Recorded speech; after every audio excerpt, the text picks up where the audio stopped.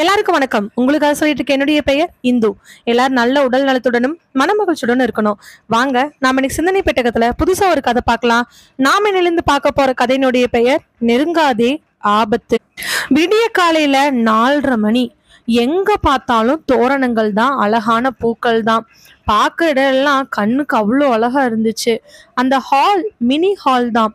ஆனா இன்னும் கொஞ்ச நேரத்துல ஃபங்க்ஷனுக்கு ரெடியாகிறதுக்கான அத்தனை லட்சணங்களும் அந்த ஹால்ல இருந்துச்சு. வண்ண வண்ண பூக்களும், மேடைகளுக்கு பக்கத்துல குத்து விளக்கும், அப்பப்பா கோலாகலத்துக்கு ரெடியா இருக்கக்கூடிய அந்த ஹால்ல சத்தம் மட்டும் என்னமோ ரொம்ப வித்தியாசமா இருந்துச்சு.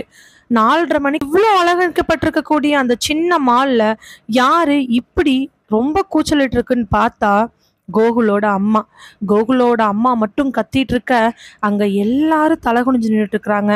கோகுல் அம்மாவுக்கு பக்கத்துல கோகுல், அவங்க அப்பா அக்கான்னு சொந்தக்காரங்க ஒரு 10 பேர் நிக்க, அதுக்கு ஆப்போசிட்ல நின்றுட்டு இருக்கக்கூடிய யசோதாவோட பேரண்ட்ஸ், அவங்க சொந்தக்காரங்க அக்கா எல்லாரும் தலை குனிஞ்சு நின்றுட்டு இருக்கிறாங்க.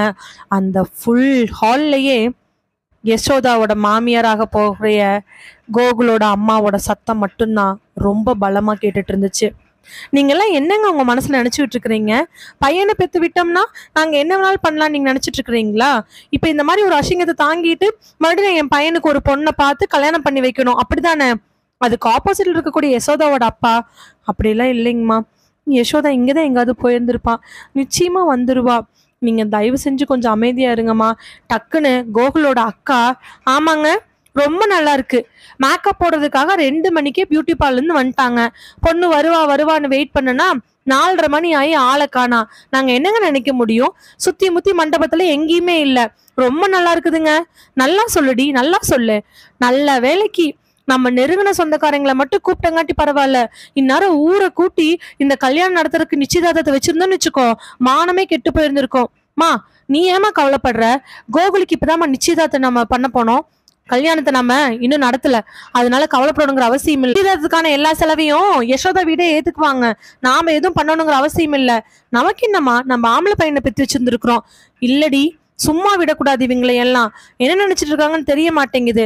கல்யாணத்துக்கு பொண்ணு பார்க்க வர அன்னைக்கு பார்த்து சிரிப்பாளாம், வீட்டுக்கு வருவாளாம், இவனை எங்கேயோ வெளில கூப்பிடுவாளாம், நல்லா ஊரை சுத்துவாளாம். ஆனா இன்னைக்கு கல்யாணத்துக்கு முன்னாடி மட்டும் இங்க இருந்து போயிருவாளாம். நாங்க இதை பார்த்துக்கிட்டு சும்மா இருக்கணும் மாமா. ஏங்க, உங்க பொண்ணுக்கு வேற பையனோட தொடர்பு இருந்துச்சு அப்படின்னா நீங்க முன்னாடி சொல்லியிருக்க வேண்டியதானே? யாரு வேண்டான்னு சொன்னா நாங்க எதுக்கு உங்க வீட்டுக்கு வந்து பொண்ணு பார்க்க போறோம்? இத்தனை பேச்சுக்களையும் கிட்டத்தட்ட 1 மணி நேரமா கேட்டுட்டு இருக்கக்கூடிய யசோதாவோட பேரண்ட்ஸ், தயவு செஞ்சு ப்ளீஸ்ங்க அப்படிலாம் பேசாதீங்க, எங்க யசோதா அப்படிப்பட்ட ஆள் கிடையவே கிடையாது, அவ எங்க போனா ஏன் போனான்னு எங்களுக்கு தெரியல, ஆனா அவ தப்பான வழியில போயிருந்திருக்கான வாய்ப்புகள் கிடையாது. நீங்க வேணும்னா மாப்பிள்ளைய கேட்டு பாருங்க. மாப்பிள்ளை டக்குன்னு இடையில இருந்து ஒரு ஆம்பளை, ஆமா 5-6 மாப்பிள்ளை, பொண்ணே ஓடி போயிடுச்சான், இதுல எங்க பையன்தான் உங்களுக்கு மாப்பிள்ளை ஆயிட்டானாக்கும், இப்படி ஒரு இழிச்சவாயம் கிடைச்சானா நீங்க தலையில கட்டிட்டு போயிடுவீங்க. எல்லாரும் பேசிட்டு இருக்கதை கேட்ட கோகுலு, எல்லாரும் கொஞ்சம் அமைதியா இருக்கீங்களா? ஏன் இப்படி மாறி மாறி பேசிட்டு இருக்கீங்க? நேத்து நைட் வரைக்கும் அவன் என் கூட நல்லாதான் பேசிட்டு இருந்தா, இன்னைக்கே இப்படி முடிவெடுத்தான்னு எனக்கு தெரியாது. அவரு சொன்ன மாதிரி அவ எங்க போயிருக்கிறான்னு எனக்கு தெரியல, ஆனா தப்பான வழியில அவ போயிருந்திருக்க மாட்டா. நான் இவ்வளவு நாள் பொண்ணு பார்த்ததுல இருந்து கிட்டத்தட்ட 3-4 மாசமா யசோதா கூட பழகிட்டு இருக்கிறேன். அவ தவறான வழியில போறதுக்கான எந்த அறிகுறியும் எனக்கு தெரியல. ஆனா எங்க போயிருப்பா, யாரு என்ன பண்ணிருப்பாங்க, சுத்தமா எனக்கு ஐடியாவே இல்லை. டக்குன்னு பக்கத்துல வந்த யசோதோட அப்பா கோகுலோட கையை பிடிச்சுக்கிட்டு, ரொம்ப நன்றி மாப்பிள்ள, நீங்களும் ஏதாவது சொல்லிடுவீங்களோன்னு நான் இவ்வளவு நேரம் பார்த்துட்டு இருந்தேன். பின்னாடியே வந்த யசோதாவோட அம்மா, ஆமா மாப்பிள்ள, நீங்க இவ்வளவு நேரம் பேசாம இருந்ததுனால நீங்களும் என் பொண்ணை தப்பா நினைச்சிட்டீங்களோன்னு நினைச்சேன். ஆனா அப்படிங்கும் பொழுதே முன்னாடி வந்த கோகுலோட அக்கா, அப்புறம் உங்க பொண்ணு வேற எங்க போயிருக்கிறா? இல்லம்மா, இதை நம்ம சும்மா விடக்கூடாது, நீ போலீஸ்க்கு ஃபோன் பண்ணு, நாம வர வச்சு என்னன்னு கேட்டுற வேண்டியதுதான். அவ்வளவுதான். மண்டபத்துல ஒரே பரபரப்பு. போலீஸ வர சொன்னா என்ன ஆகுமோ ஏதாகுமோன்னு எல்லாரும் நெஞ்சுக்குள்ள படபடப்புல இருக்க, கோகுலோட அம்மாவும் அக்காவும் விடுற மாதிரி ஐடியாவே இல்லை. கோகுலோட அப்பா கூட, இருங்களேன் பொறுமையா இருங்க, அந்த பொண்ணு டெய்லி நம்ம கூட பேசிக்கிட்டு தானே இருந்தா, இன்னைக்கு என்னமோ திடீர்னு இப்படி ஆயிடுச்சு, எங்க போனா ஏது போனா நம்ம கேட்டு பார்க்கலாம், ஏங்க பொண்ணு ஏதாவது சாரி பிளவுஸ் அந்த மாதிரி அப்படின்னு கோகுலோட அப்பா ஏதோ பேச ஆரம்பிக்கும் பொழுதே மறுபடியும் கோகுலோட அக்கா, அப்பா உனக்கெல்லாம் தெரியாது அவளை பத்தி, அவ என்ன ஏதுன்னு எனக்கு தான் தெரியும். என்னம்மா ஏமா இப்படி பேசுற? உன் பையனை கேளு, கல்யாண நிச்சயத்துக்கு 1 வாரத்துக்கு முன்னாடி இருந்தா அவன் மூஞ்சி கொடுத்தே பேசுறது கிடையாதான், கேட்டுப்பாரு என்னன்னு. என்னடா கோகுலு, அக்கா என்னமோ புதுசு புதுசா சொல்லிட்டு இருக்கிறா. அப்பா, அவ பேச்ச எதுவுமே கேட்காத, நீ என்னோட பேச்ச மட்டும் கேளுப்பா. உடனே கோகுலோட அக்கா, ஆமாண்டா, ஒரு நாள் நைட்டு ஃபோன் பண்ணி என்கிட்ட புலம்புனியே, என்னன்னு தெரியல, ஒரு வாரத்துக்கு முன்னாடி இருந்து அவன் நல்லா பேச மாட்டேங்கிறா, எனக்கு ரொம்ப கஷ்டமா இருக்குது, இந்த நிச்சயத்துக்கு 2 3 நாள் வச்சுக்கிட்டு ஏன் அப்படி பண்றான்னு எனக்கு தெரியல, என்னன்னு கேட்டாலும் சொல்ல மாட்டேங்கிறா அப்படின்னு சொன்னியே, ஞாபகம் இருக்கா இல்லையா? எல்லாரும் கோகுலோட பதிலுக்கு எதிர்பார்த்துட்டு இருக்க. கோகுலு, அக்கா நீ கொஞ்சம் வாயை மூடுக்கா, தேவையில்லாம பிரச்சனை கிளறிட்டு இருக்காத. ஓஹோ, நான் தேவையில்லாம பிரச்சனை கிளறிட்டு இருக்கிறேன்னா, மா உன் பையனை பாரு எப்படி மாறிட்டான்னு, இத சும்மா விடக்கூடாது, இரு ஒரே நிமிஷம் இரு அப்படின்னு சொல்லிட்டு எத்தனையோ பேரு தடுத்தும் கெஞ்சியும் சொல்லியும் கேட்காம போலீஸ்க்கு இன்ஃபர்மேஷன் கொடுக்கப்பட்டுருச்சு. கொஞ்சமா நெருங்கின சொந்த பந்தங்கள் இருக்கறனால மானம் அந்த அளவுக்கு போகலையேன்னு கோகுலோட வீட்டு சைடு இருக்கிறவங்களுக்கு நிம்மதியா இருந்தாலும், யசோதா எங்க போயிருப்பா, கோகுலை விட்டுட்டு ஏன் போனாங்கிற எண்ணங்கள் மனசுக்குள்ள வந்துகிட்டே தான் இருந்துச்சு. சொன்ன மாதிரி போலீஸ் ஒரு 20 நிமிஷத்துல அங்க வந்து நிக்க, எஸ்ஐ பிரபு ஜீப்ல இருந்து இறங்கி உள்ள வராரு. சின்ன ஹால்ல நடக்கக்கூடிய இந்த என்கேஜ்மெண்ட் செட்டப்பை பார்த்துட்டு எல்லாரும் பக்கத்துல வந்து நின்ன பிரபு அவங்கள பார்த்து, என்னங்க பொண்ணு காணாமா, ஏதாவது உங்களுக்கு சந்தேகம் இருக்குதா, ஏன் திடீர்னு இப்படி காணாம போனாங்க, எல்லா கேள்விகளையுமே வழக்கம் போல ஒரே கேள்வியா கேட்க யாருக்கிட்ட இருந்தும் எந்த பதிலும் வரல.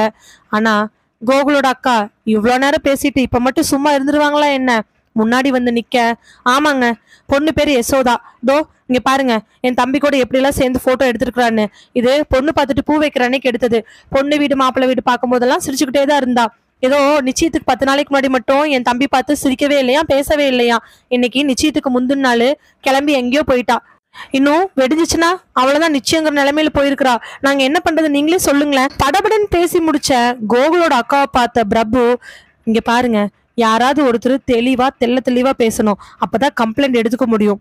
பொண்ணு விருப்பப்பட்டு போனாங்களா, இல்ல பொண்ணு காணாம போயிட்டாங்களா, யாராவது கடத்திட்டாங்களா, இல்ல மாப்பிள்ளை பிடிக்கலன்னு போயிட்டாங்களா அப்படின்னு சொல்லும் பொழுதே யசோதாவோட அம்மா முன்னாடி வந்து, இல்ல சார், இல்ல மாப்பிள்ளை பிடிக்கலன்னா பொண்ணு போகல, 2 பேத்துக்கும் ரொம்ப பிடிச்சதா நாங்க கல்யாணத்தை பேசினோம், 2 பேருமே மேட்ரிமோனியல் தான் பார்த்துக்கிட்டாங்க, அவங்களே தான் ப்ரொஃபைல ஷேர் பண்ணிட்டு அப்புறமா பேரண்ட்ஸ் கிட்ட சொன்னாங்க, நாங்க 2 பேத்துக்கிட்ட தெளிவா பேசிதான் சார் இந்த கல்யாணத்தை ஃபிக்ஸ் பண்ணணும், ஆனா பொண்ணு தப்பான வழியிலும் போயிருக்கிறதுக்கான வாய்ப்பு இல்லை, என் பொண்ணுக்கு வேற எந்த பழக்கமும் கிடையாது, எங்களுக்கு நல்லாவே தெரியும், அவளை யாராவது கடத்திட்டு போயிருக்கிறதுக்கான வாய்ப்புகள் இருக்குமோன்னு நாங்க சந்தேகப்படுறோம். கோகுலோட அம்மாவோட வாய் மட்டும் என்ன சும்மா இருக்குமா என்ன, ஆமா சார், கல்யாணத்துக்கு முந்தின நாள் அவளே தன்னை கடத்தி இருந்திருப்பா. கோகுலோட அம்மா இப்படி சொன்ன உடனே எஸ்ஐ பிரபு, சரிம்மா நான் ஒரு கேள்வி கேட்கிறேன், அந்த பொண்ணு தானாவே போயிருப்பாங்க அப்படிங்கறதுக்கு உங்ககிட்ட ஏதாவது அடையாளம் இருக்குதா என்ன? இந்த கேள்விக்கு அப்புறமா கோகுலோட அக்கா கிட்ட இருந்தும் அம்மா கிட்ட இருந்தும் எந்த விதமான பதிலும் வரல. திரும்ப திரும்ப பிரபு 2 வாட்டி இந்த கேள்வி கேட்க பதில் சொல்லாம இருக்கிறவங்கள எல்லாரும் ஒரு மாதிரி பாக்குறாங்க. ஒரு நிமிஷம் எல்லாத்தையும் பார்த்த பிரபு டக்குன்னு கோகுல் முன்னாடி போய் நின்னு, சார் நீங்க தான் அவங்க கூட ஃபுல்லா பழகிருக்கீங்க, மேபி 2 பேத்துக்கும் என்கேஜ்மெண்ட் ஆக போகுது, மேரேஜ் ஆக போகுது அப்படின்னா நிச்சயமா அவங்க 2 பேத்துக்குள்ள ஏதாவது ஒரு ஷேரிங் இருக்கும், அவங்களோட நடவடிக்கைகளை வச்சு அவங்க என்ன பண்ணியிருப்பாங்க ஏது பண்ணியிருப்பாங்கன்னு நீங்க தெளிவா சொல்லலாம். ஸோ உங்களுடைய டீட்டெயில்ஸ் தான் எனக்கு ரொம்ப முக்கியம், சொல்ல முடியுமா? சொல்றேன் சார், அவ நல்லா தான் என் கூட பழகுனா பேசினா, சொல்லப்போனா அத்தை சொன்ன மாதிரி நாங்கள் வந்து ஒரு மேட்ரிமோனியல் தான் பார்த்துக்கிட்டோம், என்னோட ப்ரொஃபைல் நான் தான் ஹேண்டில் பண்ணேன், அவளோட ப்ரொஃபைல் அவள் தான் ஹேண்டில் பண்ணா, நாங்கள் வந்து மேட்ரிமோனியில் பார்த்து பேசி பேரண்ட்ஸ் கிட்ட சொல்லி ரொம்ப பரஸ்பரமாக தான் இந்த என்கேஜ்மெண்ட்டுக்கு கல்யாணத்துக்கு நாங்கள் ஒத்துக்கிட்டோம், அவளும் நல்லா பேசி என் கூட க்ளோஸாக தான் மூவ் பண்ணா, நாங்கள் மேரேஜ்க்கு அப்புறம் என்ன பண்ணலாம் ஏது பண்ணாங்கிற எல்லா பக்கா பிளானும் பண்ணியிருந்தோம், ஆனால் இன்னைக்கு காணாமல் போயிருக்கானா அது அவளோட சுயமான முடிவா என்னன்னு என்னால் சொல்ல முடியல. டக்குன்னு கோகுலோட அக்கா, அப்ப ஒரு வாரத்துக்கு முன்னாடி அவங்க கூட நல்லா பேசலன்னு சொன்னீங்க, அதுக்கு என்ன காரணமா இருக்கும் அதையும் சொல்லு. பிரபு உடனே கோகுலை பார்த்து, அப்படியா சார், என்கேஜ்மெண்ட்டுக்கு கொஞ்ச நாளைக்கு முன்னாடி அவங்க கூட சரியா பேசாம போனது உண்மையா? யோசிச்ச கோகுல், அப்படிலாம் எதுவும் இல்லை சார், இல்லை சார் நீங்க சொல்றதுல ஏதோ ஒரு பொய்ன்னு தெரியுது. இல்லை சார் அப்படியெல்லாம் இல்லை, நல்லதா பேசிட்டு இருந்தா, 1 வீக்கா ஒரு 8 டேஸ்ன்னு கூட வச்சுக்குவோம், கொஞ்சம் அப்செட்டாக இருந்தா, என்னென்னு கேட்டு பார்த்தா எதுவுமே சொல்லலை, பட் மேரேஜ் பிளானு மேரேஜ்க்கு அப்புறம் என்ன பண்ணலாம் அதெல்லாம் டிஸ்கஸ் பண்ணிக்கிட்டு தான் இருந்தா. நான் என்ன சொல்கிறேன்னா, ஏதோ கோகுல் மென்னு முழுங்குற மாதிரி இருக்குது. அப்போ யசோதா கல்யாணத்துக்கு ஒரு 8-10 நாளைக்கு முன்னாடி மட்டும் கோகுல் கிட்ட ஏன் சரியாக பேசாமல் போயிருந்துருக்கணும்?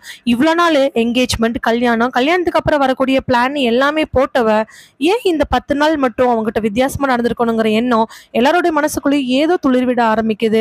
எல்லா விஷயங்களையும் கேட்டு தெரிஞ்சுக்கணும்னா ஒவ்வொருத்தரும் என்கொயரி பண்ணி தான் ஆகணும். அதனால எஸ்ஐ பிரபு அங்க இருக்கிற எல்லாருக்கிட்டையும் இண்டிவிஜுவலா என்கொயரி பண்ணலான்னு முடிவு பண்றாரு. அந்த இடமே ஏதோ ஒரு என்கொயரி இடமா மாறி ஒவ்வொருத்தரும் தனித்தனியா உட்கார ஆரம்பிச்சிட்டாங்க. கூட வந்திருக்கக்கூடிய கான்ஸ்டபிள்ஸ் தனியா உட்கார வச்சு எல்லார்ட்டையும் கேள்வி கேட்க எஸ்ஐ பிரபு முக்கியமான ஆட்கள்கிட்ட எல்லாம் கேட்டுட்டு இருக்கிறாரு. முதல்ல கோகுலோட அப்பா, இல்ல சார், அந்த பொண்ணு நல்ல பொண்ணு தான். எனக்கு கூட இடையில ஒரு வாட்டி உடம்பு சரியில்லாம போனப்போ ஹாஸ்பிட்டலில் வந்து கண்டினியூவா 3 days பார்த்துச்சு. என் பொண்ணு என் மேலே வச்சிருக்கிற மாதிரி அந்த பொண்ணு அக்கறையா இருந்துச்சு. பார்த்தா அப்படி எதுவும் கெட்ட பொண்ணு மாதிரி தெரியல சார். அடுத்து கோகுலோட அம்மா, அப்படியெல்லாம் ஒன்றும் கெட்ட பொண்ணுன்னு சொல்ல முடியாது. ஆனால் ஏதோ ஒரு பிளான் பண்ணி தான் என் பையனை விட்டுட்டு போயிருக்கிறா. வேற என்ன காரணமா இருக்க போகுது? என் பையன் மேலே என்ன கோவமா இருந்துட போகுது? பையனோட வாழ்க்கை இப்படி போயிடுச்சேன்னு ஒரு அம்மாவோட வேதனை நல்லாவே தெரியுது. இருந்தாலும் அபாண்டமா ஒரு பொண்ணு மேலே பேசுகிற வார்த்தைகளும் பிரபுவுக்கு நல்லாவே தெரிஞ்சிச்சு. கோகுலோட அக்கா, இல்ல சார், எனக்கு நல்லா தெரியும். அவ ஒரு வாரத்துக்கு முன்னாடி இருந்தே ஏதோ பிளான் பண்ணிட்டா. அதனாலதான் என் தம்பி கிட்ட 10 நாளா எதுவுமே பேசாம இருந்திருக்கிறா. மேடம், ஒரு வாரத்துக்கு முன்னாடி பிளானு, 10 நாளைக்கு முன்னாடி பிளானு, ரெண்டுக்குமே சம்மந்தமே இல்லையே. இல்ல சார், நீங்க வேணா பாருங்களேன். கடைசியில முன்னாடி காதலு, அவனை விட்டு பிரியணுங்கிறதுக்காக தான் நான் வந்து அரேஞ்ச் மேரேஜுக்கு சம்மதிச்சேன். அதுக்கப்புறம் மறுபடியும் அவன் வந்தான், அதனால அவன் கூட போனேன்னு எக்கச்சக்க கதை அளக்க போறா. எங்கெல்லாம் தலையில துண்டு போட்டு தான் போக போறோம் பாருங்க. அடுத்து கோகுலோட மாமா, அதாவது கோகுல் அக்காவோட வீட்டுக்காரரு, எல்லார்கிட்டையும் இன்வெஸ்டிகேஷன் பண்ணிட்டு கடைசியா யசோதாவோட வீட்டுல இருக்கிற ஒவ்வொருத்தங்கிட்டையுமே இன்வெஸ்டிகேஷன் ஸ்டார்ட் பண்றாங்க. யசோதாவோட அப்பா ரொம்ப நேரம் கழிச்சு மனசுக்குள்ள அடக்கி வச்சிருக்கக்கூடிய ஆத்திரங்கள் எல்லாத்தையும் வெளிப்படுத்துற மாதிரி எஸ்ஐ பிரபுவை தனியா ரூம்ல பார்க்கும் பொழுது அழுக ஆரம்பிச்சிடுறாரு. சார், எனக்கு என்னன்னு தெரியல. என் பொண்ணு மேல ஏன் இப்படி கெட்ட பழி விழுகுதுன்னு எனக்கு தெரியல. என் மனசு ரொம்ப கஷ்டமா இருக்குது. என் பொண்ணு சத்தியமா தப்பு பண்றவ கிடையாது. இந்த கல்யாணத்தை, இந்த மாப்பிள்ளைய விரும்பிதான் ஒத்துக்கிட்டா. அவளுக்குள்ள எந்த விதமான களங்கம் கிடையாது. என் பொண்ணுக்கு இருக்கிற கெட்ட பேரை எப்படியா தீர்த்து கொடுங்க சார். இதே வார்த்தைகள் தான் யசோதாவோட அம்மா கிட்ட இருந்து வந்துச்சு. கையெடுத்து கும்பிட்டு எஸ்ஐ பிரபு கிட்ட கெஞ்சி கேட்க எல்லாருமே வாக்குமூலத்தை யசோதா மேல ரொம்ப ஸ்ட்ராங்கா நல்ல பொண்ணுன்னு வைக்கிறாங்க. சொந்த வீட்டுக்காரங்க வைக்கிறது அது வேற. இதுவே மாப்பிள்ளை வீட்டுல இருக்கிறவங்க எல்லாருமே அந்த பொண்ணை பத்தி தப்பா சொல்லல அப்படிங்கும் பொழுது யசோதா எங்கதான் போயிருந்திருப்பா? கடைசியா யசோதாவோட அக்கா என்கொயரிக்காக உள்ள போறாங்க.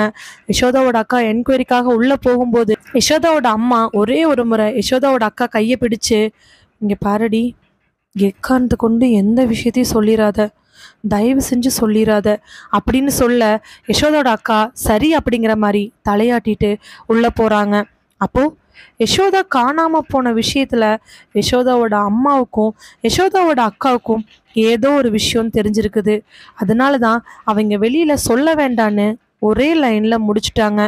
உள்ள போய் எஸ்ஐ பிரபு எத்தனையோ கேள்விகள் கேட்டுமே யசோதாவோட அக்கா வாயிலிருந்து அந்த உண்மை வெளியில வரவே இல்லை. அப்ப யசோதா எங்க போயிருப்பாங்க? தானா போயிருப்பாங்களா, இல்ல தானாதான் போயிருக்கிறதுக்கு வாய்ப்பு இருக்குமோ? மக்கள் அதிகமா இல்லாத இடம், கம்மியான விலைக்கு வந்துச்சு அப்படிங்கறதுக்காக 5 சென்ட் 6 சென்ட்னு வாங்கி அந்த இடத்துல வீடு கட்டியிருக்கக்கூடிய நிறைய பேரு. அப்படி ஒவ்வொரு வீட்டுகளுக்கு இடையில குறிப்பிட்ட டிஸ்டன்ஸ் இருக்குது. வழக்கமா கிராம பகுதிகளில இருந்து நகரப்பகுதியா மாறிட்டு இருக்கக்கூடிய ஒரு சில இடங்கள்ல இந்த மாதிரி வீடுகளை நம்ம பார்க்கலாம். ஏதாவது ஒரு இடத்துல கம்மியான ரேட்ல இருக்கக்கூடிய இடத்த வாங்கி டிஸ்டன்ஸ்ல கட்டி இருக்கக்கூடிய வீடுகள். அப்படி ஒரு வீட்டுக்கு வெளில வந்து நின்று பேசிட்டு இருக்கிறாரு சுப்பிரமணியம் வீட்டு கதவுகிட்ட வந்து நிக்க, அதுக்கு கொஞ்ச தூரம் தள்ளி இருக்கிற வீட்டுக்காரரு அப்பதான் வாக்கிங் போயிட்டு வராரு. காலைல கிட்டத்தட்ட ஒரு 7 மணி இருக்கும். என்ன சுப்பிரமணியம், வெளியில வந்திருக்கீங்க? வாக்கிங்கா? எங்கங்க, வாக்கிங் போற நிலைமையிலே நான் இருக்கேன். பால் பாக்கெட் வாங்க போலான்னு இருக்கேன். ரெண்டும் ஒன்று தானே? இல்லைங்க, நான் அப்படியே பைக்கில் போகலாமான்னு யோசிச்சுட்டு இருந்தேன். எப்போவுமே பைக்கில் தான் போவேன். ஒய்ஃப் இன்னைக்கு தான் நடந்து போயிட்டு வாங்க அப்படின்னாங்க. சரி, அதனால நடந்து போகலாமேன்னு வந்தேன். நீங்களும் டெய்லி காலையில் வாக்கிங் வரலாம்ல சுப்பிரமணியம்? அவர் சொல்லவே சுப்பிரமணியம் ஒரு சிரிப்பு சிரிச்சுட்டு தன்னோட வீட்டு கதவை, அதாவது கேட்டை சாத்தலான்னு சொல்லும் பொழுது வீட்டுக்குள்ளே கட்டி போட்டிருந்த நாய் வெளியில் வந்துருச்சு.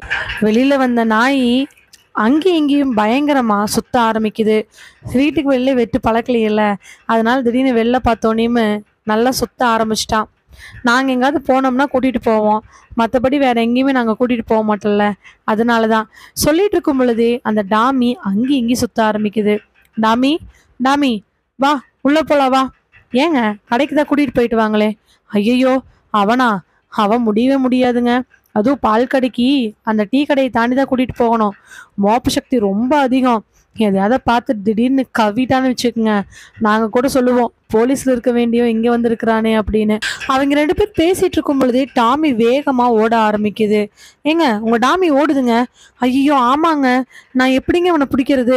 50 வயசுக்கு மேலான சுப்பிரமணியத்தினால ஓட முடியல. கூட வாக்கிங் வந்தவருமே சுப்பிரமணியம் பின்னாடியே அவருடைய ஓட்டத்துக்கு ஓடுறாரு. ஆனா டாமி அப்படி கிடையாது. 2 எட்டு பாய்ச்சல்ல வேக வேகமா ஓட ஆரம்பிக்குது. ஏ டாமி, அந்த பக்கம் கிணறெல்லாம் இருக்குது டாமி, ஏன் டாமி இப்படி ஓடுற? இவங்களுக்கும் டாமிக்கு ரொம்ப டிஸ்டன்ஸு. இருந்தாலும் இவங்க 2 பேரும் மாறி மாறி கத்திட்டு போக ஒரு 10 நிமிஷம் துரத்தலுக்கு அப்புறமா டாமி அந்த செவுத்துக்கு முன்னாடி போய் நிக்குது. நல்லா 2 ஆள் உயர மதில் சுவர். அந்த பக்கம் முச்சூடும் காடு தான். அங்கங்க வீடு இருக்குதா இல்லையா அப்படிங்கிறது அதுக்கு இந்த பக்கமா இருக்கக்கூடிய கேட்டு வழியை எட்டி பார்த்தா தான் தெரியும். அப்படியே அந்த கேட்டு வழியை எட்டி பார்த்தாலும் உயரமான மரங்கள் மட்டுமே தெரியக்கூடிய இடம். டாமி அங்க போய் நின்றுட்டு அந்த செவுத்தையே மேலே ஏறி ஏறி குதிக்க பார்க்க சுப்பிரமணியம் போய் டாமியோட சங்கிலியை பிடிச்சு, ஏன்டா இங்க வந்த? இந்த காட்டில் இந்த இடத்த யாரு வாங்குறாங்கன்னு பயங்கர போட்டியா இருக்குது, இவன் இங்க வந்து நின்றுட்டு இருக்கிறான் பாருங்களேன் அப்படின்னு சொல்லிட்டு டாமியோட செயினை பிடிச்சு இழுக்க டாமி வரமாட்டேங்கிறா. வாடா, உன்னை நான் கூட்டிட்டு போகலன்னா அவன் நீ உண்டில்லைன்னு பண்ணிடுவா, வாடா வாடா. பிடிச்சி இழுக்கவே டாமி அந்த இடத்துல இருந்து நகராம செவுத்து மேல குதிக்க பாக்குது. வேக வேகமா ஓடி போய் அந்த பெரிய கேட்ல இருக்கக்கூடிய கம்பிகளுக்கு நடுவுல காலை விட்டுக்கிட்டு தலையை விட பாக்குது. ஆனா டாமி நல்லா பொசு பொசுன்னு இருக்க, அதனால உள்ள நுழையவே முடியல. அதோட தலை கூட போக மாட்டேங்குது. தன்னோட வாயை மட்டும், மூக்கும் வாயும் சேர்ந்த பகுதியை மட்டும் அதுக்குள்ள விட்டு மோப்பம் முடிக்கிற மாதிரி பண்ணுது. இவன் வேற ஒருத்த, வாடா. சுப்பிரமணியம் அவரும் சேர்ந்து இழுத்துட்டு போக டாமி வரமாட்டேன்னு அங்கிருந்து காலை நல்லா இழுத்து பிடிக்கிறான். கடைசியில சுப்பிரமணியம் தான் ஜெயிச்சாரு. டாமி தரன்னு இழுத்துட்டு போறாரு. ஏங்க இந்த காட்டுக்கு அவ்வளோ விலை போகுது, என்னங்க காரணம்? அது தெரியலங்க. என்னமோ வளமான இடமாமா, செழிப்பான இடமாமா, விற்கிற ஆள் வித்தாதான் உண்டு. யாருங்க இதுக்கு ஓனரு? அந்த ஆள் இங்கே சிங்கப்பூர்ல இருக்காராமாங்க. தாத்தா காலத்துல வாங்கி போட்டாராமா.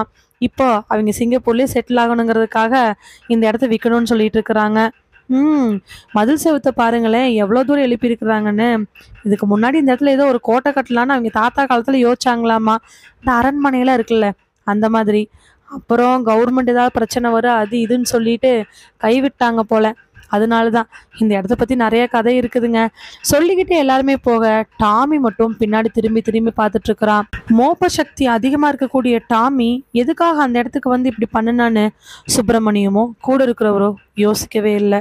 ஆனா டாமிக்கு வந்த வாசம், டாமி வந்ததுக்கான காரணம் அந்த மதில் சுவத்தை தாண்டி ரத்தம் படிஞ்ச கரையோட இருக்கக்கூடிய ஒரு டெட் பாடி. யாருமே கண்டுக்காம நாத்தம் எடுத்து கிடக்கக்கூடிய அந்த டெட் பாடி மண்ணுக்குள்ள பாதி புதைஞ்சு பாதி புதையாமையும் கிடக்குது. முழுசா மண்ணுக்குள்ள அடக்கம் செய்யப்படாத அந்த பாடியினுடைய ஸ்மெல்லை பிடிச்சுக்கிட்டு தான் டாமி இவ்வளோ தூரம் வந்தான். அது என்னமோ சுப்பிரமணியத்துக்கும் கூட வந்தவருக்கு தெரியல. தன்னோட கதவு தட்டப்படுற சத்தம் கேட்டு எந்திரிக்கிறான் கோகுல். கோகுல் கோகுல் கோகுல். அம்மாவோட சத்தம் தான் நல்லாவே தெரியும். கூடவே ரொம்ப இரிட்டேட்டா கேட்கக்கூடிய அக்காவோட சத்தமும் கேட்டு அவன் எந்திரிச்சு கதவை திறக்கிறான். என்னடா பண்ணிட்டு இருக்கிற இவ்வளோ நேரம்? தூங்கிட்டு இருந்தம்மா. மணி என்னது தெரியுமா? பின்னாடி திரும்பி பார்க்க அதுல 7:10 இருக்குது. 7:10 தானம்மா ஆகுது. ஏம்மா? எனக்கு நல்லா தெரியும். நைட்டு முச்சோடு உள்ள உட்காந்து தூங்காம ஏதாவது நினைச்சுக்கிட்டு எனக்கு நல்லா தெரியும் மா. நீ நினைக்கிற மாதிரி எதுவும் இல்லைம்மா. நான் நினச்சிக்கிட்டு இருந்தது உண்மைதான். ஆனால் எப்போ தூங்கினேன்னு தெரில. நல்லா தூங்கிட்டேன். சரி, ஹாலுக்கு வாங்கிட்ட கொஞ்சம் பேசணும். அம்மா சொன்னதுக்கு அப்புறமா ரெஸ்ட் ரூம் போய் பல்லெல்லாம் விளக்கி மூஞ்சிலாம் கழுவிட்டு ஒரு 1/2 மணி நேரத்தில் ஹாலுக்கு வந்து உட்கார்ந்தவன் கையில் கிடைச்ச காஃபியை வாங்கி அம்மா முன்னாடி உட்கார்றான். அம்மா பக்கத்தில் அப்பா உட்காந்துருக்க. அப்பாவோட முகம் மட்டும் ஏதோ ஒரு வாட்டமாக இருக்க. அம்மாவோட முகத்துலையுமே அக்காவோட முகத்துல இருக்கக்கூடிய நல்ல சந்தோஷத்தை பார்த்துட்டு இது ஏதோ பெரிய விஷயத்துக்காக நினைச்சவன், என்னம்மா இந்தாடா புடி. என்னம்மா? கையில ஒரு 10 போட்டோவை கொடுக்க பார்த்தவனுக்கு அப்படி டென்ஷன் ஆகுது. என்னம்மா இதுல ஒன்று சொல்லு பார்க்கலாம். ஒரு பொண்ணை என்னம்மா விளையாடுறியா? நான் விளையாடலடா. இதுல ஒரு பொண்ணை சொல்ற. இதுல எல்லா பொண்ணுக்கும் அந்தந்த ராசி நட்சத்திரத்துக்கும் உனக்கு 10 பொருத்தம் இருக்குது. இவ எவ்வளவுமே உன்னை விட்டுட்டு போக மாட்டா. மா, நேத்து தான் எங்க நிச்சயதார்த்தம் நின்று இருக்குது. இன்னைக்கு வந்து ஒரு பொண்ணை புடினா? ஆமாண்டா, அந்த சூட்டோட சுட்ட அந்த வீட்டுக்கு ஒரு மருமகளை கொண்டு வந்தே தீரணும். அந்த யசோதை எவங்கூட இழுத்துட்டு போனான்னு தெரியல. அவ வரும்போது நீ கல்யாணமா இருக்கணும். பைத்தியக்காரத்தனமா பேசிட்டு இருக்காதம்மா. அவ என்னன்னா ஏதானான்னு தெரியாம நைட்டு முழுக்க எனக்கு தூக்கமே வரல. நீ பாட்டுக்கு போலீஸ்க்கு ஃபோன் பண்ணி அப்படி இப்படின்னு பேசிட்ட. அவங்க இப்ப கண்டுபிடிக்கிறதுல இருக்காங்க. நான் அதுக்கு ஹெல்ப் பண்ணணுமா? ஆமாண்டா, வா. சொல்லிக்கிட்டே இடுப்புல குழந்தை இடிக்கிட்டு வந்துட்டு இருக்கக்கூடிய அவனோட அக்காவை பார்க்க அவனுக்கு அவ்வளோ கோவமா வருது. கையில ஏதோ ஒண்ணு வச்சுக்கிட்டு டேபிள்ல வச்சவ பக்கத்துல இருக்கக்கூடிய சேரை இழுத்து போட்டு உட்கார. என்ன உனக்கு என்ன பிரச்சனை? என்ன பிரச்சனையா? அவ எங்கேயோ போயிட்டா, நீ இன்னும் அவளை நினைச்சுக்கிட்டு அவளை கண்டுபிடிக்கிறானாமா. கண்டுபிடிச்சு மட்டும் ரிசப்ஷன் வைக்க போறேன் என்ன? இங்க பாருக்கா, அவ என்னன்னா ஏதானான்னு தெரியல. அவ வேற ஒருத்தர் கூட தான் அந்த மாதிரி சொல்லாதக்கா. உனக்கே தெரியாது யசோதை எப்படிப்பட்ட பொண்ணுன்னு. எந்த புத்துல எந்த பாம்பு இருக்குன்னு யாருக்கு தெரியும்? அத்திப்பழ மாதிரி வெளில பாக்குறதுக்கு நல்லாவும் உள்ள கொச கொசன்னு இருக்கிறவங்க நிறைய பேர் நான் பார்த்திருக்கேன் என் வாழ்க்கையில. தலையில கை வச்சவன் அவன் அப்பாவை பார்த்து, என்னப்பா இதெல்லாம்? நான் எவ்வளோ தூரம் சொல்லிட்டேன்ப்பா. நைட்டா நம்ம புரோக்கரை பிடிச்சி 10 பொண்ணு, ஒரே ராசி நட்சத்திரத்தில் இருக்கிற பொண்ணு, உனக்கு 10 பொறுத்து இருக்கக்கூடிய பொண்ணா பார்த்து உங்க அம்மா எடுத்து வச்சிருக்கிறா. காலையில் நீ எப்போ எந்திரிப்பேன்னு வெயிட் பண்ணி வாண்டடா பொறுக்க மாட்டாம அவ்வளோ அவன் மகளும் சேர்ந்து உன்னை எழுப்பியிருக்கிறாங்க. அதனாலதான் இவ்வளோ நேரமா உங்க அம்மா கேட்டா. பா, எனக்கு சுத்தமா எனக்கு பிடிக்கலப்பா. யசோதாக்கு என்ன ஆச்சுன்னு தெரியாம நான் எதுவுமே பண்ண மாட்டேன். அம்மாட்ட தெளிவா சொல்லிருங்க. சொல்லிக்கிட்டு இருக்கும் பொழுது வீட்டு வாசல்ல ஏதோ ஒரு வண்டி வந்து நிக்க எல்லாரும் எட்டி பாக்குறாங்க. கார்ல இருந்து இறங்கின யசோதாவோட அப்பா பார்த்த கோகுலுமே அவங்க அப்பாவும் டைனிங் டேபிள் எந்திரிச்சு வேக வேகமா வெளியில போக, கோகுலோட அம்மாவும் அக்காவும் மட்டும் வெறுப்போட அங்க நின்றுட்டு இருக்கிறாங்க. உள்ள வந்தவர் தயங்கி வந்து மாப்பிள்ளன்னு சொல்லிட்டு கண்ணில் கண்ணீரோட கையை பிடிக்க, கோகுலோட அப்பா, விடுங்க சம்மந்தி, பார்க்கலாம், யசோதாக்கு எதுவும் ஆயிருக்காது, போலீஸ் தான் தேடிட்டு இருக்காங்கல்ல, நம்ம நேத்தானே கம்ப்ளைண்ட் கொடுத்துருக்கோம், எப்படி கிடைச்சிரும் அப்படின்னு நகர்ந்து ஹாலுக்கு வந்தவரை வான்னு கூட கேட்காம மூஞ்சி திருப்பிட்டு நிற்கிறாங்க 2 பேருமே. மா, யசோதாவோட அப்பா வந்திருக்காரு, என் மாமா வந்திருக்காருமா. என்னடா மாமா? என்ன மாமா? 10 பொண்ணுல ஒரு பொண்ணை பார்த்து சொல்லு, வேணா உன்னோட மாஜி மாமாவை பார்த்து சொல்லு. மா வேண்டாம்மா, நீ பேசுறது. மாப்பிள்ள, கொஞ்சம் மாப்பிள்ள, நான் பேச வந்த விஷயத்த பேசிட்டு போயிடுறேன், நீங்க அதுக்கப்புறம் முடிவெடுத்துக்குங்க. என்ன சொல்லுங்க மாமா. மாப்பிள்ள, யசோதாக்கு என்னாச்சு ஏதாச்சுன்னு எங்களுக்கு தெரியாது, ஆனா நிச்சயமா சொல்றேன், அவ தப்பான பொண்ணு கிடையவே கிடையாது. மாமா, அது எனக்கு நல்லாவே தெரியும். இல்லை மாப்பிள்ள, நாங்கள் சொல்ல வந்த விஷயமே யசோதாக்கு ஏதாவது கெடுதல் நடந்திருந்தாலோ, இல்லை எல்லாரும் நினைக்கிற மாதிரி அவள் தப்பான வழியில் போயிருந்தாலோ அது எங்களோட போட்டும் மாப்பிள்ள. நீங்கள் உங்கள் அம்மா சொன்ன மாதிரி ஏதாவது ஒரு பொண்ணை கல்யாணம் பண்ணிக்கங்க. குறித்த நாளில் குறித்த நேரத்தில் பண்ண முடியினாலும் இன்னொரு 2-3 மாதம் கிளம்பிச்சாவது எப்படியாவது பண்ணிக்கிங்க. உங்களை கெஞ்சி கேட்குற மாப்பிள்ள, இதான் எங்களோட முடிவு. அதை சொல்கிறதுக்காக தான் நான் இங்கே வந்தேன். உங்கள் அத்தையும் யசோதாவோட அம்மாவும் நானும் சேர்ந்து வர மாதிரி இருந்துச்சு, ஆனால் அவள் மனசுடைஞ்சு போயிருக்கனால வர முடியாமல் போயிடுச்சு மாப்பிள்ள. மாமா, நீங்கள் தேவையில்லாம பேசிகிட்டு இருக்கீங்க. யசோதா நிஜமாலுமே வேற, நான் அதை சொல்லக்கூட மாட்டேன் என் வாயால். அது எனக்கு பிடிக்கவே இல்லை, எனக்கு சுத்தமாக பிடிக்கல நீங்கள் அந்த மாதிரி சொல்கிறது. அப்படி தெரிஞ்சால் கூட அதை அப்புறம் முடிவு எடுத்துக்கலாம். ஆனால் அவளை யாராவது பண்ணியிருந்தாங்கன்னா என்னால் தாங்கிக்கவே முடியாது. அது என்னன்னு எஸ்ஐ பிரபு கூட நான் கண்டுபிடிச்சே ஆகணும். அதுக்கப்புறமா தான் என்னால் முடிவெடுக்க முடியும். இங்கே இருக்க எல்லாருக்கும் ஒரு விஷயம் நான் சொல்கிறேன். யசோதா எனக்கு மட்டும்தான். யசோதா இல்லாமல் என்னால் இருக்கவே முடியாது. எனக்கு யசோதா வேணும். என்னன்னாலும் எங்கிருந்தாலும் அவளை கண்டுபிடிச்சு அவளை நான் கல்யாணம் பண்ணிக்குவேன். அவளுக்கு நிச்சயமா என் மூலமாக தான் வாழ்க்கை கிடைக்கும். சொல்லிட்டு வேகமாக போய் ரூம்குள்ள கதவை சாத்தனவனை பார்க்க அவனோட அம்மாவுக்கும் அக்காவுக்கும் அவ்வளோ ஆத்திரமா இருந்துச்சு. ஆனால் அவன் அப்பாவுக்கும் யசோதாவோட அப்பாவுக்கும் மட்டும் ஏதோ மனசுக்குள்ள ஒரு பெரிய நிம்மதியாக இருந்துச்சு. யசோதா இப்போ எங்கே போயிருக்கா, என்ன ஆயிருக்கா, யாராவது கடத்திருக்காங்களா, இல்லை விருப்பப்பட்டு போயிருக்காளா, எதுவுமே தெரியாத சூழ்நிலையில நிச்சயம் நின்று போயும் யசோதா இப்படி போயுமே கோகுல் யசோதாவை மட்டுமே நினச்சிட்டு இருக்கக்கூடியது அங்கே இருக்கிறவங்களுக்கு கொஞ்சம் நிம்மதி தான் தந்துச்சு. தன்னோட வீட்டு வாசல்ல உட்காந்துட்டு இருக்கக்கூடிய யசோதாவோட அம்மா கண்ணில் இருக்கக்கூடிய கண்ணீரை தொடச்சிட்டு இருக்க, அங்கிருந்து யசோதாவோட அக்கா வெளியில வராங்க. வெளியில வந்து அம்மா பக்கத்துல உட்காந்து, மா மா சொல்லுடி மா, நம்ம உண்மையை சொல்லியிருக்கலாமா, ஏமா தேவையில்லாம இப்ப பெரிய பிரச்சனையாக்கிட்டு போயிட்டு இருக்கிறோம். என்னடி சொல்லியிருக்கலாங்கிற? இல்லைம்மா, யசோதாவுக்கு இந்த கல்யாணத்துல இஷ்டம் இல்லை, அவள் இந்த கல்யாணத்தை நிறுத்த சொல்லி எப்பவும் நம்மக்கிட்ட சொல்லிட்டா. ஆனால் நாம் தான் அவளை கம்பல் பண்ணி இந்த கல்யாணத்தை பண்ண சொன்னோம். அதனால தான் அவள் இப்படி பண்ணிக்கிட்டாலே எனக்கு தோணுதுமா. இல்லைம்மா, அப்படி நினைக்காதம்மா. யசோதாக்கு இந்த கல்யாணத்தில் விருப்பம் இல்லை. அதுக்கு என்ன காரணம் ஏது காரணம் நம்மளை கேட்கக்கூடாதுன்னு சொல்லிட்டா. நாமளும் சரின்னு சொல்லி விட்டுட்டோம். ஆனால் அவள் இந்த மாதிரி பண்ணுற பொண்ணு கிடையாதுமா. அவன் ஏன் இப்படி சொன்னான், ஏன் இப்படி பண்ணான்னு எனக்கு சுத்தமாக தெரியல. அதுக்கு யசோதாவோட அக்கா கொஞ்சம் தயங்கி தயங்கி, மா அது வந்து என்னடி சொல்லுடி. இல்லைம்மா, யசோதா காலேஜில் படிக்கும் பொழுதே சசின்னு ஒரு பையன் யசோதா அவன் லவ் பண்ணான். சரி, ஆனால் யசோதா உன் மேலேயும் அப்பா மேலே என் மேலே இருக்கக்கூடிய பாசத்தினால அந்த பையனை சுத்தமாக வேண்டான்னு சொல்லிட்டான்.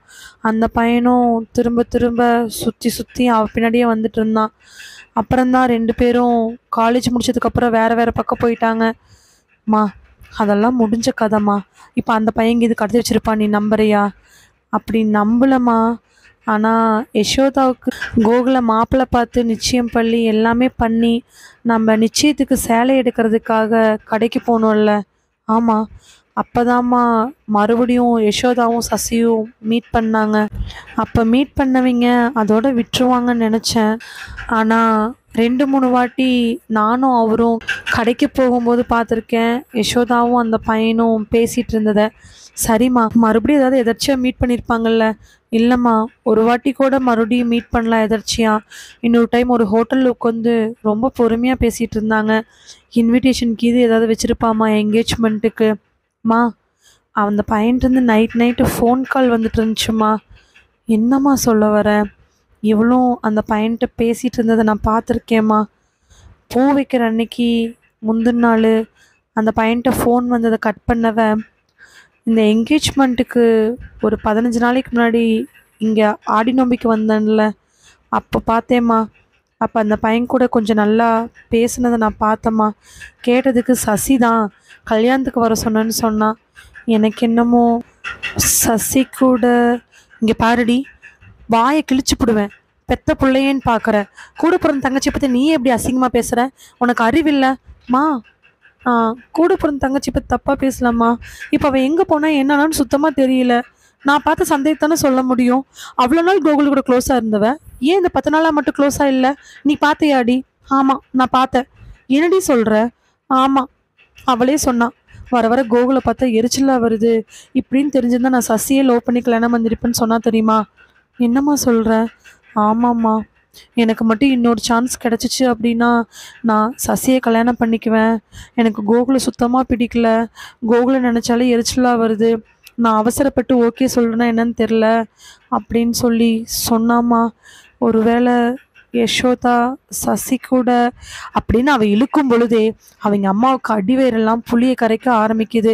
யசோதா மேலே எந்த தப்பும் கிடையாது, யசோதா எப்படி வந்தாலும் நான் கல்யாணம் பண்ணிக்குவேன் அப்படின்னு சொல்கிற கோகுலுக்கு முன்னாடி ஒருவேளை அவள் தப்பு பண்ணிட்டா, சசினா இல்லை வேற ஏதோ ஒரு பையன் கூட அவள் போயிட்டான்னு தெரிஞ்சிச்சுன்னா அவங்க வீட்டில் இருக்கக்கூடிய பிரச்சனை இன்னும் பெருசாகுமோ அப்படிங்கிற எண்ணம் யசோதாவோட அம்மா மனசுக்குள்ள திரும்ப திரும்ப வந்துக்கிட்டே இருந்துச்சு.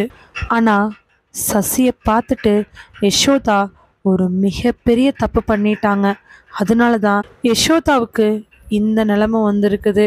ஒருவேளை சசியை பார்த்ததுக்கப்புறம் யசோதா அந்த முடிவை எடுக்காமே இருந்திருந்திருக்கலாம். அந்த பெரிய கேட்டுக்கு முன்னாடி ஆட்கள் கூட்டம், அங்கங்கே இருக்கக்கூடிய வீடுகள் இருக்கக்கூடிய எல்லாரும் அந்த வீட்டுக்கு முன்னாடி தான் இருக்கிறாங்க.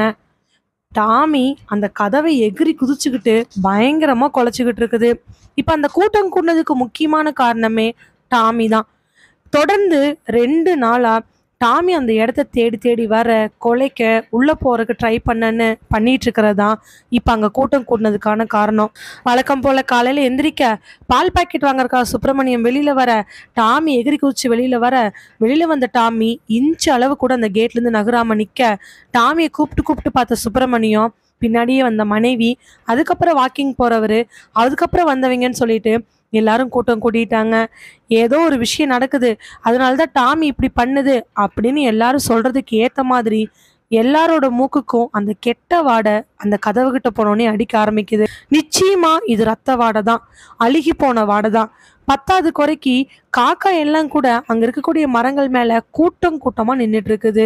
அதனாலேயே என்னமோ இருக்கிறவங்களுக்கு நேரமாக நேரமாக சந்தேகம் அதிகமாயிட்டு போயிட்டு இருக்க போலீஸ்க்கு இன்ஃபார்ம் பண்றாங்க. கொஞ்ச நேரம் கழிச்சு அந்த கேட்டுக்கு முன்னாடி வந்து ஜீப் நிற்க அதுலேருந்து இறங்குறாரு இன்ஸ்பெக்டர் சிவம். சிவம் இறங்கின உடனே டாமி இழுத்துட்டு இருக்கக்கூடிய சுப்பிரமணியம் அங்கே இருக்கிறவங்க எல்லாரும் வணக்கம் சொல்ல அவரும் அதுக்கு திருப்பி வணக்கம் சொல்கிறாரு. பின்னாடி வரக்கூடிய சுந்தரம், ஏங்க, யார் கால் பண்ணது? சொன்ன உடனே அந்த வாக்கிங் போறவர் கையை தூக்கிட்டு முன்னாடி வர, சார், நான் ஒரு ஸ்கூல்ல டீச்சரா இருந்து ரிட்டையர்ட் ஆயிருக்கேன். டாமி ஒரு 2 நாளைக்கு முன்னாடி இதே மாரி கொலைச்சுச்சு. நாங்க அத பெருசா எடுத்துக்கல. இப்பவும் டாமி கொலைச்சுக்கிட்டு இருக்குது. நாங்க இத வந்து பார்க்கும்போது தான் பக்கத்துல வரும்போது பயங்கரமான ஸ்மெல் அடிச்சுச்சு. எல்லாரும் தயங்கிட்டு இருந்தாங்க. நான் தான் உங்களுக்கு ஃபோன் பண்ணி சொல்லலான்னு சொன்னேன். அப்படின்னு தான் செஞ்ச சாதனைய பெருசா பேசிக்க, இன்ஸ்பெக்டர் சிவம் அங்க இருக்கிற எல்லாரையும் ஒரு வாட்டி பார்த்துட்டு, இந்த வீட்டுக்கு சொந்தக்காரங்க யாரு? உடனே சுப்பிரமணியம், வீட்டுக்கு சொந்தக்காரங்க எல்லாம் வெளியில் இருக்கிறாங்க சார். இந்த வீட்டை பாத்துக்கிறதுக்காகவே அவங்க கூட இருந்த ரொம்ப நாள் நம்பிக்கையான ஒரு ஆளை விட்டுட்டு போயிருக்கிறாங்க. இந்த இடத்த விற்கிறதா கூட பேசிட்டு இருக்கிறாங்க. நிறைய பேர் போட்டி போட்டு வாங்க வராங்க. இந்த இவ்வளோ பெரிய இடத்துல தீம் பார்க் ஒன்று ஆரம்பிக்கலாமாங்கிற யோசனை கூட இருந்துச்சு. உள்ள கதவழியை எட்டி பார்த்தவரு, இதுக்குள்ள தீம் பார்க்கா சொல்லிட்டு சுந்தரத்தை பார்க்க, சுந்தரம் பக்கத்துல வந்து, ஆமாங்க தம்பி, இந்த இடம் ரொம்ப பெருசு. இன்னும் பின்னாடி இடம் நிறைய கிடக்குது. இவங்கெல்லாம் சொல்ற மாதிரி பெரிய தீம் பார்க் கட்ட முடியாது. இந்த இடத்துக்கு ஏத்த மாதிரி சின்னதா கட்டிட்டு போய்க்கலாம். சரிண்ணே, இந்த ஏரியாவை யார் பாத்துக்கிறாங்க? அந்த ஃபாரின்ல இருக்கிறவங்க யாரு?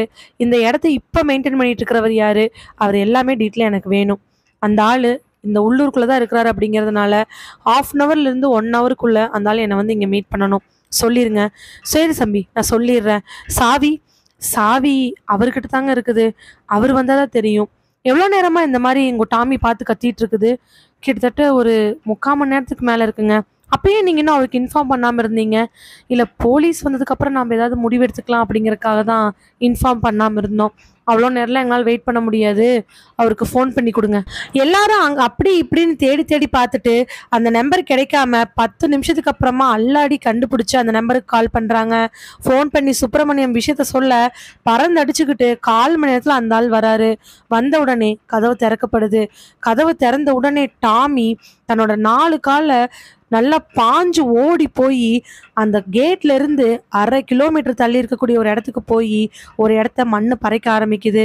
டாமி பறைக்கும் பொழுது அதோட கால்களில் அப்பப்போ படக்கூடிய ஒரு சில விஷயங்கள் பக்கத்துல நெருங்கிட்டு இருக்கக்கூடிய சிவம், சுந்தரம், சுப்பிரமணியம் எல்லாத்துக்கும் ஆச்சரியத்தை தருது. கொஞ்சம் துணி, கொஞ்சம் தோல், கொஞ்சம் ஒரு மாதிரி விஷயம்னு பக்கத்துல போக டக்குன்னு திரும்பின சிவம், அண்ணா கேட்டு க்ளோஸ் பண்ணுங்கண்ணே, யாரும் உள்ள வரக்கூடாது சொல்லிட்டு இருக்கும் பொழுதே கேட்டு க்ளோஸ் பண்ணப்படுது. இப்போ சிவம், சுந்தரம், சுப்பிரமணியம் அவங்க கூட சேர்ந்து அந்த வாக்கிங் போனவர்னு 4 பேர் மட்டுமே அந்த டெட் பாடி பக்கத்துல நெருங்க ஆரம்பிக்கிறாங்க. மூக்குல நாத்தம் அப்படி ஏறுது.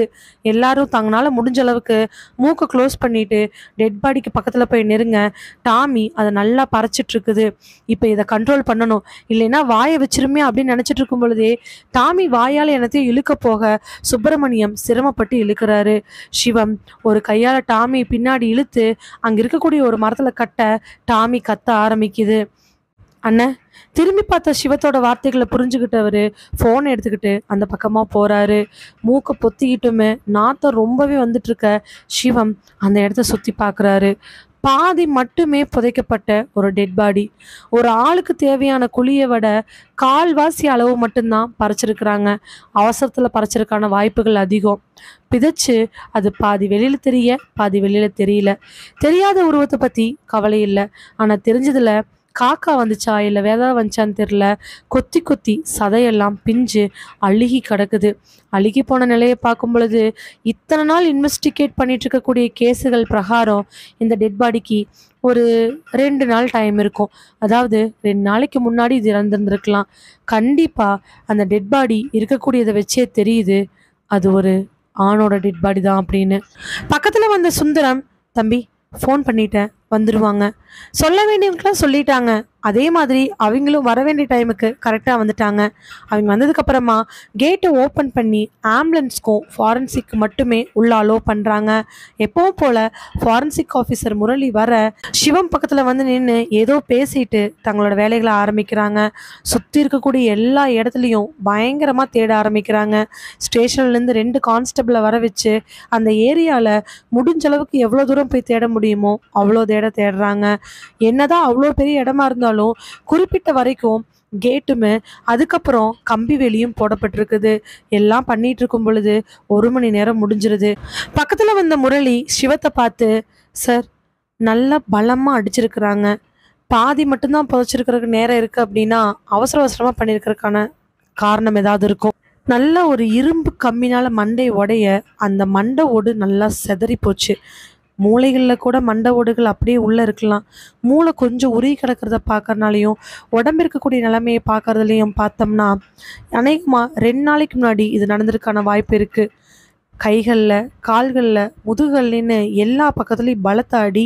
சில இடங்களில் எலும்புகள் முறிஞ்சிருக்குது. எஸ்பெஷலி கழுத்தில் இருக்கக்கூடிய நரம்பு, எலும்பு எல்லாமே இறுக்கப்பட்டிருக்குது. அதாவது யாராவது ஒரு பெரிய கயித்தை வச்சு நல்லா இறுக்குனாங்கன்னா எப்படி இருக்குமோ அந்த மாதிரி இருக்குது. இந்த டெட் பாடிக்கு ஒரு 29லேருந்து 33 வயசுக்குள்ளே இருக்கிறதுக்கான வாய்ப்பு இருக்குது. தன்னால் எதுவுமே பண்ண முடியாமல் கடைசியில் இறந்து போன கண்ணு ஓப்பன்லேயே இருந்திருக்கு. அதை கூட பார்க்காம அப்படியே புதைச்சிருக்கிறாங்க. ஸோ 100 அவுட் ஆஃப் 100 இது மர்டர் தான். பட் அடிச்சிருக்கக்கூடியதெல்லாம் வச்சு பார்க்கும் பொழுது ஏதோ ஒரு வெறியோட சீக்கிரமாக அடித்து கொள்ளணுங்கிறதுக்காக அடித்த மாதிரி இருக்குது. சுற்றி இருக்கக்கூடிய எல்லா இடங்கள்லையுமே ஃபுல்லாக செக் பண்ணிகிட்ருக்குறோம். நாங்கள் எங்களோட டிபார்ட்மெண்ட்டில் உங்களுக்கு ரிப்போர்ட் கொடுத்துட்றோம். அதையும் மேலேனா நீங்கள் போஸ்ட்மார்ட்டத்துக்கு அனுப்பி ஏதாவது தெரிஞ்சுக்கலாம். முரளி தான் சைடு இருக்கக்கூடிய எல்லா விஷயத்தையும் சொல்ல தோண்டி எடுக்கப்பட்ட அந்த டெட் பாடியை ஜிஹெச்க்கு எடுத்துகிட்டு போகிறதுக்கான ஏற்பாடுகள்லாம் நடக்கப்படுது. அப்போ தான் கட்டி போட்டு குதிச்சுட்டு இருக்கக்கூடிய டாமியை பார்த்த சிவத்துக்கு ஒரு எண்ணம். டாமியை திறந்து விட்டோம் அப்படின்னா அது எங்காவது போய் க்ளூ கண்டுபிடிக்குமோ என்னன்னு பக்கத்தில் போன சிவம் மெல்ல டாமியோடைய கயிறு அவுத்து விட டாமி 2 பாய்ச்சல்ல அந்த இடத்துல இருந்து அந்த காட்டுக்குள்ள கிழக்கு நோக்கி ஓட ஆரம்பிக்குது. டாமி போகிற திசையே பார்த்துட்டு இருக்கிறாரு இன்ஸ்பெக்டர் சிவம். டாமி அப்போ ஏதோ ஒரு விஷயத்த சிவத்துக்கு காட்டி கொடுக்க போகுதுன்னு அர்த்தம். யசோதாவோட நிச்சயதார்த்தத்துக்கு சேலை எடுத்துட்டு இருக்கக்கூடிய அதே நாள் சேலை எடுத்துட்டு இருக்கக்கூடிய யசோதா அவளுக்கு பிடிக்கிற எல்லா கலரையும் ஓரமாக எடுத்து வைக்க யசோதாவோட அக்கா பக்கத்தில் வந்து உட்கார்றாங்க. ஏய் என்னடி இது கலர் எதுவுமே நல்லா இல்லை, பிங்க்கில் போய் ஒயிட் மிக்சிங்கு, என்கேஜ்மெண்ட் கட்டின அவ்வளோதான், சும்மா இருடி, எனக்கு தெரியும் என் என்கேஜ்மெண்ட் சேலை எடுக்க.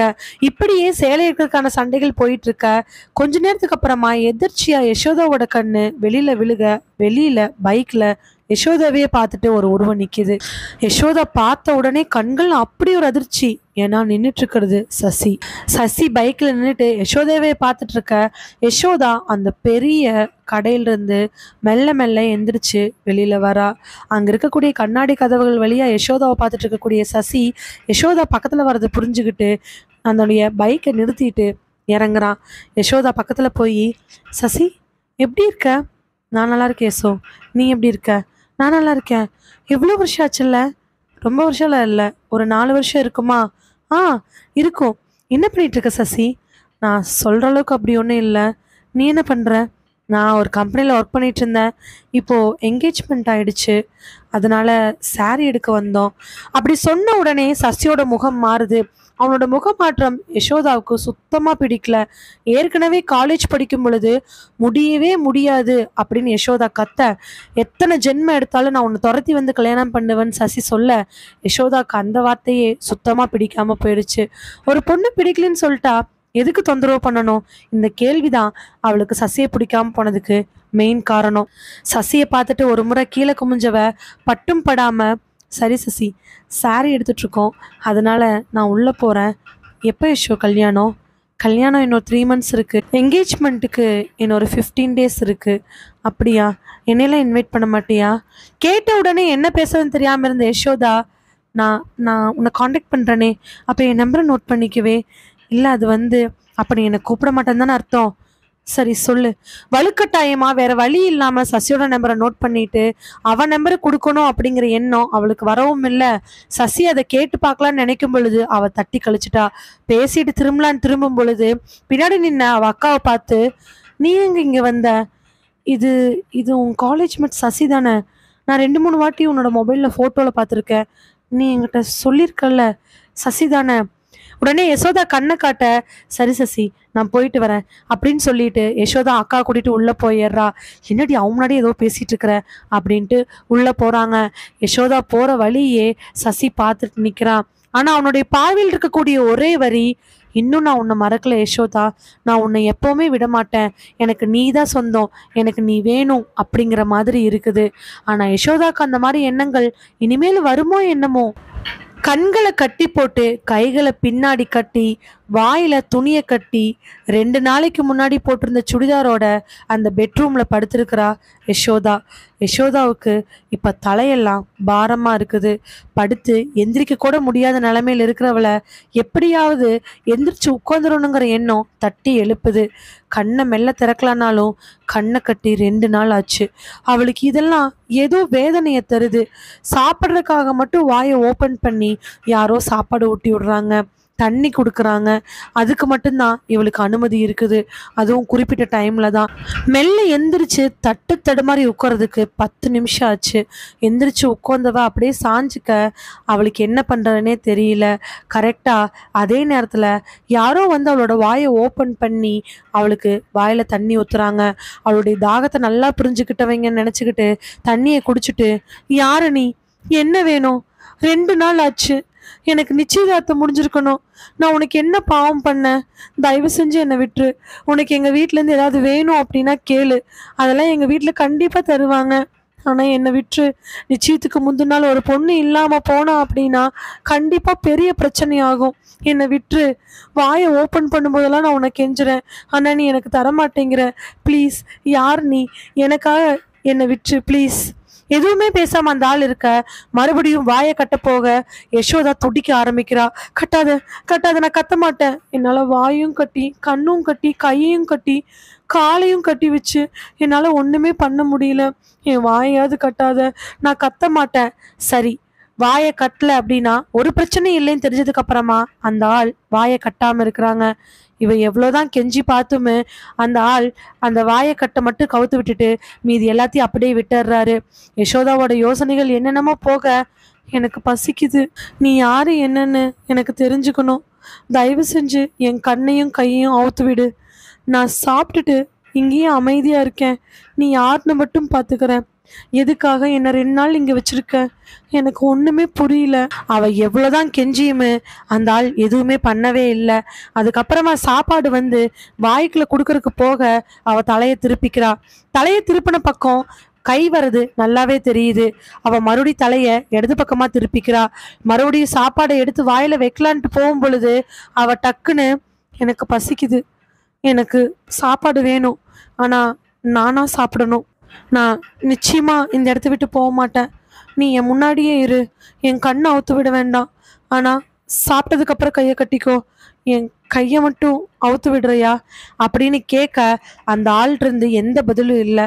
ஒரு 2-3 நிமிஷம் அந்த இடத்துல அமைதியானதுக்கு அப்புறமா அந்த கைகள் அவுத்து விடப்படுது. அப்பா, எவ்வளோ நேரம் ஆச்சு கையை கட்டி. ரெஸ்ட் ரூம் போகிறதா இருந்தால் கூட ஒரு ஆளோட உதவியால் போக வேண்டியதாக இருந்துச்சு. ரெஸ்ட் ரூம் போகிறதுக்கு முன்னாடி கையை அவுத்து விடுவாங்க, போயிட்டு வெளில வந்து அடுத்த நிமிஷம் கட்டிடுவாங்க. ஆனால் இப்போ வரைக்கும் கண்ணை அவுத்து விடவே இல்லை. சாப்பாட்டு தட்டை நீட்டிட்டு இருக்க அவ கைகள் 2ஐயும் அவுத்த உடனே 2 கையையும் ஒரு 5 நிமிஷம் நல்லா அமுத்தி விட்டுட்டு அந்த தட்டை பிடிக்கிறா. யசோதாவோட எண்ணத்தில் இருக்கக்கூடிய ஒரே விஷயம், இந்த 2 நாளில் நல்ல கவனிப்பு, அதாவது ரொம்ப பாசமானவங்க பார்த்துக்கிட்டாங்கன்னா எப்படி இருக்குமோ அந்த கவனிப்பு. ஒரு அடி இல்லை, ஒரு உதை இல்லை, ஒரு தீண்டல் கிடையாது. கையை காலை கட்டி போட்டு வாயையும் கண்ணையும் கட்டினது மட்டும்தான். அதுவும் தப்பிக்க கூடாது, கத்தக்கூடாதுங்கிறது மட்டும்தான். ரெஸ்ட் ரூம் போனா கூட நல்லா வெளியில லாக் பண்ணிட்டு கண்ணியமா வெளியில நிக்கிற ஒரு ஆள், உள்ளுக்குள்ள வராத ஒரு ஆள், சாப்பாடு நேரத்துக்கு கொண்டு வர ஆள், அதுவும் அவளுக்கு என்ன என்ன பிடிக்குமோ அது மட்டுமே வருது. அப்போ அந்த ஆள் நிச்சயமா இவளுக்கு வெறுப்புனால கூட்டிட்டு வந்திருக்கிறது கிடையாது. அப்ப யாரா இருக்கும் அப்படின்னு நினைச்சவ தன்னோட தட்டை வாங்குற மாதிரி தான் கையை மெல்ல மெல்ல தட்டிலிருந்து தட்டை பிடிச்சிருக்க கையை தொட்டு பார்க்கறா. தொட்டு பார்த்த அடுத்த நிமிஷம் அவளுக்கு பெரு அதிர்ச்சி. ஏன்னா கையில ஒரு காப்புல முருகனுடைய வேல் இருக்கிற மாதிரியுமே அதுல ஓம்னு போட்டிருக்கிற மாதிரி இருக்குது. உடனே அந்த ஆள் அசையாம அப்படியே உட்காந்துருக்க கைகள் மெல்ல மெல்ல அவளுக்கு கழுத்துக்கு போகுது. கழுத்துல போய் பார்க்கும் பொழுது ஒரு கயிறுல சதுரமா ஒரு டாலர். அதிர்ச்சியானவ ஒரு நிமிஷம் பின்னாடி போய் உட்கார்றா. பின்னாடி போய் உட்கார்ந்தவ அப்படியே நெஞ்ச பிடிச்சுக்கிட்டு என்ன பண்றதுன்னு தெரியாம இருக்கிறா. ஏன்னா கையில இந்த ஓம் போட்ட டாலர் கூடவே வேலோட இருக்க கழுத்துல இருக்கக்கூடிய அந்த டாலர். இவ மறுபடியுமே முட்டி போட்டு மெல்ல நகர்ந்து நகர்ந்து வந்து அந்த உருவத்தினுடைய தோலை தொடரா. தோலை தொட்டுட்டு மெல்ல மெல்ல அப்படியே அந்த உருவத்தினுடைய கன்னத்தை தொட்டு பார்த்தவ கைகள் ரெண்டையும் இறுக்கமா அப்படியே கையோட பிசைஞ்சுக்கிட்டு பின்னாடி போய் உட்காந்துடுறா. உட்காந்தவளுக்கு பயங்கரமா அழுக வருது. யார் தன்னை கடத்தி வச்சிருக்கிறாங்க அப்படிங்கிறது அவளுக்கு நல்லாவே தெரிய ஆரம்பிச்சிருச்சு. கையில இருந்த வேல் போட்ட டாலரோட இருக்கிற பிரேஸ்லெட், கழுத்தில் இருக்கக்கூடிய அந்த கயிறோட இருக்கக்கூடிய ஸ்கொயர் போட்ட டாலரு, மூஞ்சில் இருக்கக்கூடிய அடையாளங்கள் எல்லாத்தையும் வச்சு பார்க்கும் பொழுது உதடுகள் நடுங்க, உடம்பெல்லாம் நடுங்க. அவ வாயில் இருந்த அந்த வார்த்தை, சசி, நீயா நீயா சசி இப்படிலாம் பண்ற அப்படின்னு கேட்ட அடுத்த நிமிஷம் அங்கிருந்து வந்த பதில் அப்படிங்கிறது தான். அந்த ஒரு வார்த்தையிலேயே சுக்குநூறா உடஞ்சு போய் உட்கார்ந்துடுறா யசோதா. 2-3 நாட்கள் இப்படியே கழிஞ்சிருச்சு. கோகுலோட வீட்டில் இருக்கிறவங்க யசோதா வீட்டில் இருக்கிறவங்க மேல கோவத்தை அப்படியே அதிகப்படுத்திட்டு போக, யசோதா வீட்டில் இருக்கிறவங்க கோகுல் அவங்க வீட்டில் இருக்கிறவங்களுக்கு சமாதானம் சொல்லனே போயிட்டு இருக்குது. கோகுல் எவ்வளோ முறை வேற கல்யாணத்துக்கு வற்புறுத்தியுமே அவர் ஒத்துக்கிற மாதிரி தெரியல. தயவு செஞ்சு கெஞ்சி கேட்குறேன், அவ எப்ப திரும்பி வந்தாலும் அவ என் பொண்டாட்டி. ஊரறிய நிச்சயம் சொல்லியாச்சு. அவ மனசுல நான் வாழ ஆரம்பிச்சிட்டேன், என் மனசுல அவ வாழ ஆரம்பிச்சிட்டா. என்னால விட முடியாதுமா. என்னால் யசோதா விட்டுட்டு இருக்கவே முடியாது. என்னால் நினச்சி கூட பார்க்க முடியலம்மா. செஞ்சு நியாயத்தை விடுங்க சொல்லிக்கிட்டு தன்னோட கார் எடுத்துக்கிட்டு வெளியில வரான் கோகுல். எங்காவது போனால் மனசு நிம்மதியாக இருக்கும், ஆனால் எங்கே போகிறதுன்னு தெரியல. அப்போ தான் வழக்கமாக யசோதாவை மீட் பண்ணக்கூடிய அந்த ரெஸ்டாரண்ட்டுக்கு முன்னாடி போய் வண்டி நிறுத்திட்டு அதுலேருந்து இறங்கி அந்த ரெஸ்டாரண்ட்டுக்குள்ளே போய் எப்போவும் அவங்க 2 பேர் எங்கே உட்காந்து பேசி டீ காஃபி ஐஸ்கிரீம் ஷேர் பண்ணி ரொம்ப நேரம் டைம் ஸ்பெண்ட் பண்ணாங்களோ அந்த இடத்துல போய் உட்கார்றான் கோகுல். நிச்சயத்துக்கு சாரி எடுக்கிற அன்னைக்கு பார்த்தது சசியை. அதுக்கப்புறம் சசி யசோதாவை ஒரு 7-8 வாட்டி பார்த்துருப்பான். அது எல்லாமே வாண்டடா சசி டைமை அவனா உருவாக்கிக்கிட்டு அவனா போய் யசோதாவை பார்க்குற மாதிரி இருந்துச்சு. 2-3 வாட்டிக்கு அப்புறமா யசோதா, சசி நான் ஒன்று சொன்னால் தப்பாக எடுத்துக்க மாட்டேயில்ல, சொல்லு யசோ, நீ என்ன சொன்னால் நான் தப்பாக எடுத்துக்க மாட்டேன். சசி நீ என்னை பார்க்க வர்றது எல்லாமே வாண்டடாக இருக்கிற மாதிரி இருக்குது, எனக்கு இது கஷ்டமாக இருக்குது. நான் ஒன்று சொன்னால் நீ தப்பாக எடுத்துக்கலைன்னா நான் ஒன்று சொல்கிறேன், இனிமேல் நீ என்னை ஃபாலோ பண்ணாத, நீ என்னை வாண்டடாக ஃபாலோ பண்ணுற மாதிரி இருக்குது. யசோதா அப்படிலாம் இல்லை யசோதா, அது அதுக்கப்புறம் யசோதா திரும்பி அந்த பக்கமாக போயிடுறா. இதுக்கப்புறம் மட்டும் அவன் சும்மா இருப்பானா என்ன? பல முறை அவளோட நம்பரை கான்டாக்ட் பண்ண முடிஞ்சு அவனால் அந்த நம்பரை கண்டுபிடிக்கவே முடியல. ஒரு வாரம் கழிச்சு ஏதோ ஆஃபீஸில் இருக்கக்கூடிய டாக்குமெண்ட்ஸ்லாம் வாங்கறதுக்காக போனவளை பின்னாடி துரத்திட்டு போய் ஆஃபீஸ்க்கு முன்னாடி நிற்க வச்சு பேச ஆரம்பிக்கிறான். என்னன்னு சொல்லு, உங்கள்கிட்ட நான் கொஞ்சம் தனியாக பேசணும், ப்ளீஸ் வாயேன், நான் உன்கிட்ட கொஞ்சம் பேசிட்டு அதுக்கப்புறமா நான். இல்லை சசி என்னால் முடியாது. இப்படி பல முறை அவளை பின்தொடர்ந்து டார்ச்சர் பண்ணிகிட்டே இருக்க அவளுக்கு வீட்டுக்கு வந்துடுவாங்கிற பயம் அவன் தர ஆரம்பிச்சிட்டான். இதனால சரி மீட் பண்ணுறேன், என்ன எங்கே எப்போங்கிறது நான் அப்படி சொல்கிறேன். யசோ நான் மீட் பண்ணால் சரி, அது நீயா எனக்கு ஃபோன் பண்ணி சொல்கிறியா, நீயா கால் பண்ணி யசோ, உன் நம்பர் என்கிட்ட இல்லை, நான் உன் நம்பரை தேடி கண்டுபிடிக்கணும் பல முறை ட்ரை பண்ணேன், ஆனால் என்னால் சுத்தமாக முடியல, ப்ளீஸ் நீயா கால் பண்ண. அப்படி சொல்லியும் கூட யசோதாவுக்கு கால் பண்ணுறதுக்கு மனசில்லை. ஒரு 4-5 நாள் அவன் எங்காவது தென்படுவானான்னு பார்க்க அவன் தென்படவே இல்லை. அதுக்கப்புறம் ஒரு 2 நாள் சாயங்காலம் 7 மணிக்கு மேலே வீட்டு வாசலுக்கு எதுக்காவது வரும் பொழுது அவன் நிற்கிறான். 2 நாள் தொடர்ந்து அவன் அங்கே பார்க்க இவளுக்கு மனசெல்லாம் படபடக்க ஆரம்பிச்சிருச்சு. வீட்டுக்குள்ளே வேகமாக போக ஏற்கனவே சேவ் பண்ணியிருக்கக்கூடிய சசியோட நம்பரை எடுத்து, என்ன சசி இங்கே வந்திருக்க? இல்லை யசோ, உன்கிட்ட பேசணும், நீ டேட் சொல்லலை, நான் உன்னை தேடுறானா நீ எனக்கு கிடைக்கல, அதுதான் நான் ஃபோன் பண்ண சொன்னனே, அப்படியே நீ பண்ணவே இல்லை, பாரு இப்போ நான் இங்கே வந்தங்காட்டி தான் எனக்கு நீ ஃபோன் பண்ணுற. சரி சசி, நான் வழக்கமாக போகிற ஒரு டீ ஷாப் இருக்குது, அங்கே நம்மளே மீட் பண்ணுவோம். எப்போவுமே கோகுல் கூட அவள் மீட் பண்ணக்கூடிய அதே ஷாப், அதே பிளேஸ், அதே இடத்துல கோகுல் இருக்க வேண்டிய இடத்துல சசியுமே வழக்கமாக உட்கார வேண்டிய சில யசோதாவும் உட்காந்து பேச ஆரம்பிக்கிறாங்க. சொல்லு, என்னன்னு சொல்லு, ஏன் என்ன இப்படி பண்ணுற? நான் படிக்கும் போதே உன் மேலே சுத்தமாக இன்ட்ரெஸ்ட் இல்லைன்னு சொல்கிறேன், அப்படி இருக்கும்போது நீ இப்பயும் இல்லை, நான் சொல்ல வந்த விஷயமே வேற. அவள் ஏதோ பேச ஆரம்பிக்க யசோதா அதை கூர்ந்து கவனிக்க ஆரம்பிக்கிறா. ஆனால் அன்னைக்கு அந்த இடத்துல யசோதா எதிர்பார்க்காத 2 பேர்த்த மீட் பண்ணனா. ஒன்று யசோதாவோட அக்கா, இன்னொன்று யசோதாவும் தானும் உட்காந்து சாப்பிட வேண்டிய அந்த இடத்துல உட்காந்துட்டு இருந்தவன் டக்குன்னு தன்னுடைய கண்ணை வெளியில பார்க்க அந்த இடத்துல ஒரு பைக் நிற்குது. பைக்கில் ஒரு ஆள் ஏறுறத பார்க்குறான். அந்த ஆள் பார்த்த உடனே அவனுக்கு மனசில் ஏதோ ஒரு யோசனை தோண டக்குன்னு எந்திரிக்கிறான். எந்திரிச்சவன் அந்த பைக்கால் பக்கத்துல போலான்னு சொல்லிட்டு போகறதுக்குள்ள பைக்கு வேகமா அங்கிருந்து கிளம்புறக்காக ரெடி ஆயிட்டு இருக்குது. பைக் அங்கிருந்து கிளம்பவும் செஞ்சுச்சு. இவன் வேக வேகமா ரிசப்ஷனுக்கு ஓடி, "ஆ மேடம், இப்போ ஒருத்தர் வந்தார்ல, black colour pant, black colour shirt, தலையில ஹெல்மெட் போட்டுக்கிட்டு இப்போ என்னமோ வந்து வாங்குனாரே, அவரு என்ன வாங்குனாரு? என்ன எங்க போறாருன்னு தெரியுமா?" "சார், அவரு எங்க போறாருன்னு எங்களுக்கு தெரியாது. பட் அவரு வாங்குனது ரசமலாய் கேக்கும், பொமோகிரானேட் ஜூஸும் வாங்குனாரு சார்." இத கேட்ட உடனே அவனுக்கு பக்குன்னு இருக்குது. ஏன்னா, யசோதாவுக்கு ரசமலாய் கேக்கும், பொமோகிரானேட் ஜூஸும் நல்லா பிடிக்கும்.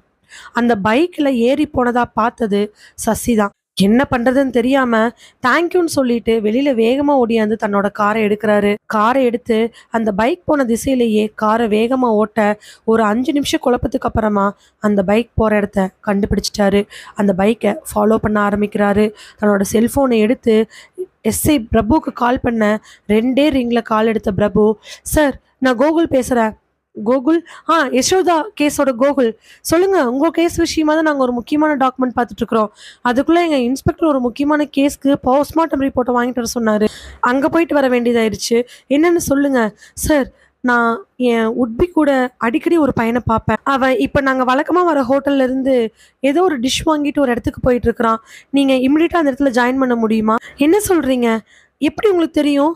"இல்லை சார், ஆல்ரெடி எங்கள் என்கேஜ்மெண்ட்டுக்கு ஒரு 1 மந்த்துக்கு முன்னாடி இதே ஹோட்டலில் யசோதாவும் அந்த பையனை உட்காந்து பேசிட்டு இருந்ததை நான் பார்த்துருக்கேன். அப்போது எதர்ச்சியாக நானும் யசோதாவோட அக்காவும் அங்கே வர வேண்டியதாயிடுச்சு. அவங்க தனியாக தான் வந்தாங்க, நான் தனியாக தான் வந்தேன். யசோதாவும் அந்த பையனை பேசிகிட்டு இருந்தாங்க. பார்த்தோன்னே ரொம்ப படபடப்பாயிட்டாங்க.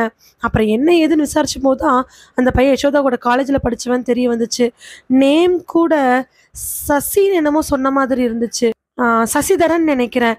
அந்த பையன் மாதிரி தான் தெரிஞ்சிச்சு. அவன் கையில் வந்து ஒரு காப்பு போட்டிருப்பான், கழுத்தில் செயின் போட்டிருப்பான். இது கூட யசோதா என்கிட்ட ஒரு வாட்டி ஃபோனில் பேசும்பொழுது சசி அப்படியே இருக்கான். அந்த காலேஜில் படிக்கும்போது கையில் போட்ட அந்த பிரேஸ்லெட்டு முருகன் ஓம்னு போட்டிருக்கும், வேல் இருக்கும், கழுத்தில் போட்ட அந்த இது அதே மாதிரி அவனுடைய இடது கண்ணில் ஒரு தழும்பு இருக்கும், அதுவும் அப்படியே இருந்துச்சு. எனக்கு நல்லா தெரியும் சார், அது அந்த பையன்தான் அப்படின்னு. நான் இப்போ அவனை ஃபாலோ பண்ணிட்டு இருக்கேன் சார், நீங்கள் வந்துடுறீங்களா?" பிரபு பதட்டமா, "கண்டிப்பா, போஸ்ட்மார்ட்டம் ரிப்போர்ட்டை எஸ்ஐயோட டேபிளில் வச்சுட்டு நான் வந்துடுறேன். எந்த பக்கம் போயிட்டு இருக்கிறீங்க?" "சார், காது கேட்குதா?" "காது கேட்குது. எங்கே போயிட்டு இருக்கீங்க?" "சார், நான் போயிட்டு இருக்கிற இடம்." அவர் சொல்ல போக அதுக்கப்புறம் பிரபுவுக்கு சிக்னல் கட்டாயி கட்டாயி கேட்க ஆரம்பிக்குது. இதனால அந்த இதெல்லாம் விட்டுட்டு கோகுல் அந்த காரை அந்த வண்டியை நோக்கி ஓட்டிக்கிட்டு போயிட்டே இருக்கிறாரு. அவன் மேல சந்தேகப்படுறதுக்கு கோகுலுக்கு ஸ்ட்ராங்கான 2 ரீசன் இருந்துச்சு. ஒன்று, யசோதா சொன்ன வார்த்தை, "சசி கொஞ்சம் டார்ச்சர் பண்ற மாதிரி இருக்கு, பின்னாடியே வந்துட்டு இருக்கிற மாதிரி இருக்கு. அவன் கூட எங்காவது மீட் பண்ணனா நீங்க என்னை தப்பா எடுத்துக்காதீங்க." அப்படிங்கிற ஒரு வார்த்தையுமே, நான் போய் என்ன சாப்பிட கொந்தாலும் எனக்கு பிடிச்சதே ஆர்டர் பண்ணுறான், எனக்கு பிடிச்சதே வாங்கிட்டு வரான். நேற்று கூட சர்டிஃபிகேட் வாங்குறதுக்காக போனேன், ரசமலாய் கேக்கு பொம்மக்கிரனட் ஜூஸோட வந்து நிற்கிறான். நான் காலேஜ்லேருந்து எதாவது குடிச்சிட்டு இருப்பேன்னு உனக்கு நல்லாவே தெரியும். என்னை ஏன் தான் இப்படி பண்ணுறான்னு தெரிய மாட்டேங்குது அப்படின்னு அவள் சொன்ன வார்த்தையும் நல்லா ஞாபகம் இருக்குது. அதனால சசியாக தான் இருக்குமோ அப்படிங்கிற எண்ணம் கோகுலோட அடி மனசுக்குள்ள ஆழமாக பதிஞ்சிருச்சு. என்கேஜ்மெண்ட்டுக்கு ஒரு 12, 13 நாளைக்கு முன்னாடி தன்னோட ரூம்ல உட்காந்து ஏதோ ஒரு யோசனையில செவுத்த பார்த்துட்டு கொண்டிருக்கிறா யசோதா. ரூமுக்குள்ள வேகமா வந்த யசோதாவோட அக்கா, "யசோ, ஜுவல் செட் வந்துருச்சு, வந்து பாரு. ரிசப்ஷனுக்கு, மேரேஜ்க்கு, என்கேஜ்மெண்ட்டுக்கு அந்த பியூட்டி பார்லர் அக்காட்ட சொல்லி வச்சேன்னா தான் அவங்க அதை ஃபிக்ஸ் பண்ணி வைப்பாங்க. அட்வான்ஸ் கொடுக்கணும், வந்து பாரு." சொல்லிட்டு இருக்கும் பொழுதே யசோதா இல்லை அப்படிங்கிற மாதிரி தலையாட்ட கதவை சாத்திட்டு பக்கத்துல வந்து உட்காடுறாங்க யசோதாவோட அக்கா. "என்ன, என்னாச்சு? ஏன் இப்படி இருக்க?" "நான் ஒன்று சொன்னா நீ என்னை எதுவும் நினச்சிக்க மாட்டே இல்லை?" "அதெல்லாம் நினச்சிக்க மாட்டேன், சொல்லு." "எனக்கு என்னமோ இந்த கல்யாணத்தில் இப்போதைக்கு விருப்பம் இல்லை." "என்னடி உளர்ற? லூசா நீ? நேற்று வரைக்கும் கோகுல் கூட அவ்வளோ க்ளோஸாக இருந்த. ஏன், கோகுல் ஏதாவது தப்பாக நடந்துக்கிட்டாரா?" "சேச்சே, தப்பாலாம் எதுவும் நடந்துக்கல." "அப்புறம் சசியை மீட் பண்ணது நீ ஒரு மாதிரி இருக்க. எனக்கு ஏதோ இது சரிப்பட்டு வர மாதிரி தெரியல." டக்குன்னு அவள் அக்காவை நிமிந்து பார்க்க, "சசி ரொம்ப நல்லவக்கா. கம்முன்னு அவனை நான் அப்போவே லவ் பண்ணியிருந்தேனா எனக்கு எந்த பிரச்சனையும் இருந்திருக்காதுன்னு நினைக்கிறேன். ஆனால் இப்போ ஏதோ சொல்ல வந்தவ எதுவும் பேசாமல் அமைதியாக இருக்க. இந்தாடி, பல்ல பவுட கழட்டிடுவேன். அம்மாட்ட போய் அப்படியே சொல்லிடுவேன். இங்கே பெரிய பிரச்சனை ஆகிடும். ஒழுங்காக வந்து வேலையை பார்க்குறியாம்மா?" "இல்லடி, எனக்கு என்னமோ மனசு ரொம்ப பாரமா இருக்கு. இந்த கல்யாணத்த நான் அவசரப்பட்டு ஒத்துக்கிட்டேன்னா என்னமோ! சசிய பார்க்காம இருந்திருந்தா எனக்கு சொல்லிட்டு இருக்கும் பொழுதே அம்மா டக்குன்னு கதவ திறந்துட்டு உள்ள வர, "என்ன 2 பேரும் என்ன பேசிட்டு இருக்கிறீங்க? ஆ உன் பொண்ணு என்ன சொல்றான்னு வந்து கேளு வா." வேக வேகமா வந்த அவிங்க அம்மா, "என்னம்மா? என்னாச்சு?" "எதுவும் இல்லம்மா. இந்த கல்யாணத்த தள்ளி போட்டா யசோதா, அப்பா காதுல விழுந்துச்சு அவ்வளோதான் பெரிய பிரச்சனை ஆயிடும்." "ஏம்மா? மாப்பிள்ளை வீட்ல ஏதாவது பிரச்சனையா? மாப்பிள்ளை ஏதாவது சொன்னாரா?" "அம்மா அதெல்லாம்." அவ ஏதோ பேச வர, அதுக்குள்ள டக்குன்னு கதவ திறந்துட்டு அவிங்க அப்பா உள்ள வராரு. "என்னாச்சு? வெளியில யாரோ வெயிட் பண்ணிட்டு இருக்கிறாங்க. 3 பேர் உள்ள மாநாடு போட்டுட்டு இருக்கீங்க." அவ்வளோதான். அந்த டாபிக் அதோட நின்னு போயிடுச்சு. வெளியில இருக்கக்கூடிய பியூட்டி பார்லர் இருக்கிறவங்கிட்ட நகை செட்டு சொல்றதுக்காக யசோதா தான் அம்மா, அப்பா, அக்கா எல்லார் கூடயும் ரூம்ல இருந்து மனசே இல்லாம வெளியில வரா. பெட்ல இருக்கக்கூடிய ஃபோன்ல சசி அப்படிங்கிற நம்பர்ல இருந்து கால் வருது. அந்த பைக்கு நல்லா மெயின் ரோட்ல வந்து அதுக்கப்புறம் ஆட்கள் நடமாட்டமே இல்லாத ஒரு சந்துல போகுது. நெறைய குறுகல் சந்து இருக்கக்கூடியதுல 4வது சந்துல இருக்கக்கூடிய அந்த இடத்துக்கு போயி ஒரு வீட்டுக்கு முன்னாடி நிறுத்துது. அந்த ஏரியாலயே ஓரளவுக்கு டீசென்ட்டான வீடு. ஒரு மாடி வீடு மாரின்னு வச்சுக்குவோம். அந்த வீட்டுக்கு முன்னாடி இருக்கக்கூடிய இடத்துல பைக்க நிறுத்திட்டு, அந்த பைக்க நகர்த்திட்டு போயி வீட்டுக்கு அந்த பக்கமா இருக்கக்கூடிய ஒரு ஓலைகளுக்குள்ள நிறுத்தி வச்சுட்டு, அங்கிருந்து மெல்ல மெல்ல அந்த பைக்ல இருந்தவரு இறங்கி வீட்டுக்கு முன்னாடி வராரு. தன்னோட பேண்ட் பாக்கெட்ல இருக்கக்கூடிய சாவிய எடுத்து அந்த கதவ திறக்குறாரு. சுத்தி முத்தியும் பார்க்க ஆட்கள் நடமாட்டமே கிடையாது. கார்ல இருந்து இறங்குன கோகுல் வேக வேகமா தன்னோட ஃபோனை எடுத்து எஸ்ஐ பிரபுக்கு கால் பண்ண, அதுல நாட் ரீச்சபிள்னு வருது. தன்னோட ஃபோன்ல இருந்து லொகேஷன ஷேர் பண்ணிட்டு ஒரு வாய்ஸ் மெசேஜையும் போட்டு விடுறாரு. வாய்ஸ் மெசேஜை போட்டு விட்டுட்டு பேண்ட் பாக்கெட்ல கரண்ட் லொகேஷனை போட்டுட்டு அவர் மெல்ல மெல்ல அந்த வீட்டை நோக்கி நடக்க ஆரம்பிக்கிறாரு. வீட்டை சுத்தி 4 ஜன்னல், சின்ன சின்ன ஜன்னல். கோகுலோட ஹைட்டுக்கு ஓரளவு கேட்டுச்சு. ஆனா அதை விட கம்மியா இருந்தாங்கன்னா சுத்தமா எட்டாது. அது வழியா எட்டி பார்க்கலான்னா முடியல. சரி, என்ன பண்ணுவோன்னு யோசிக்க பைக் நிறுத்தின இடத்துல இருந்து அந்த ஜன்னலுக்கு மேல இருக்கக்கூடிய சன்செட் மேல ஏறுற அளவுக்கு அந்த பைக்ல இருந்து ஏறுற மாதிரி ஒரு வசதி இருந்துச்சு. அந்த பைக் மேல மெல்ல ஏறி அந்த சன்செட் மேல ஏறுறாரு. ஏறிட்டு அங்கிருந்து எப்படிடா போறதுன்னு யோசிச்சுட்டு இருக்கும் பொழுது வெறும் மாடி தான். எப்படியோ கையை மேலே உயர்த்தி நல்லா புஷ் பண்ணி 5 நிமிஷம் போராட்டத்துக்கு அப்புறமா அந்த மாடிக்குள்ள குதிச்சிடுறாரு. மாடிக்குள்ள குதிச்சதுக்கு அப்புறமா சுத்தி முத்தியும் பார்க்கறாரு. மாடியிலிருந்து படி ஒன்று வீட்டுக்கு கீழே இறங்கி போகுது. மாடி படிக்கட்டில் மெல்ல மெல்ல இறங்க அங்கே ஒரு சின்ன கேட் அந்த வீட்டுக்கு போகிற இடத்துல போட்டப்பட்டிருக்குது. அதில் போட்டிருக்கக்கூடிய பூட்டை எப்படி உடைக்கிறதுன்னு தெரியல. அதனால சுத்தி முத்தியும் பார்த்துட்டு மறுபடியும் வேக வேகமாக படியேறி வந்து மாடியில் ஒரு ஓரமாக இருக்கக்கூடிய ஒரு கம்பியை பார்க்குறாரு.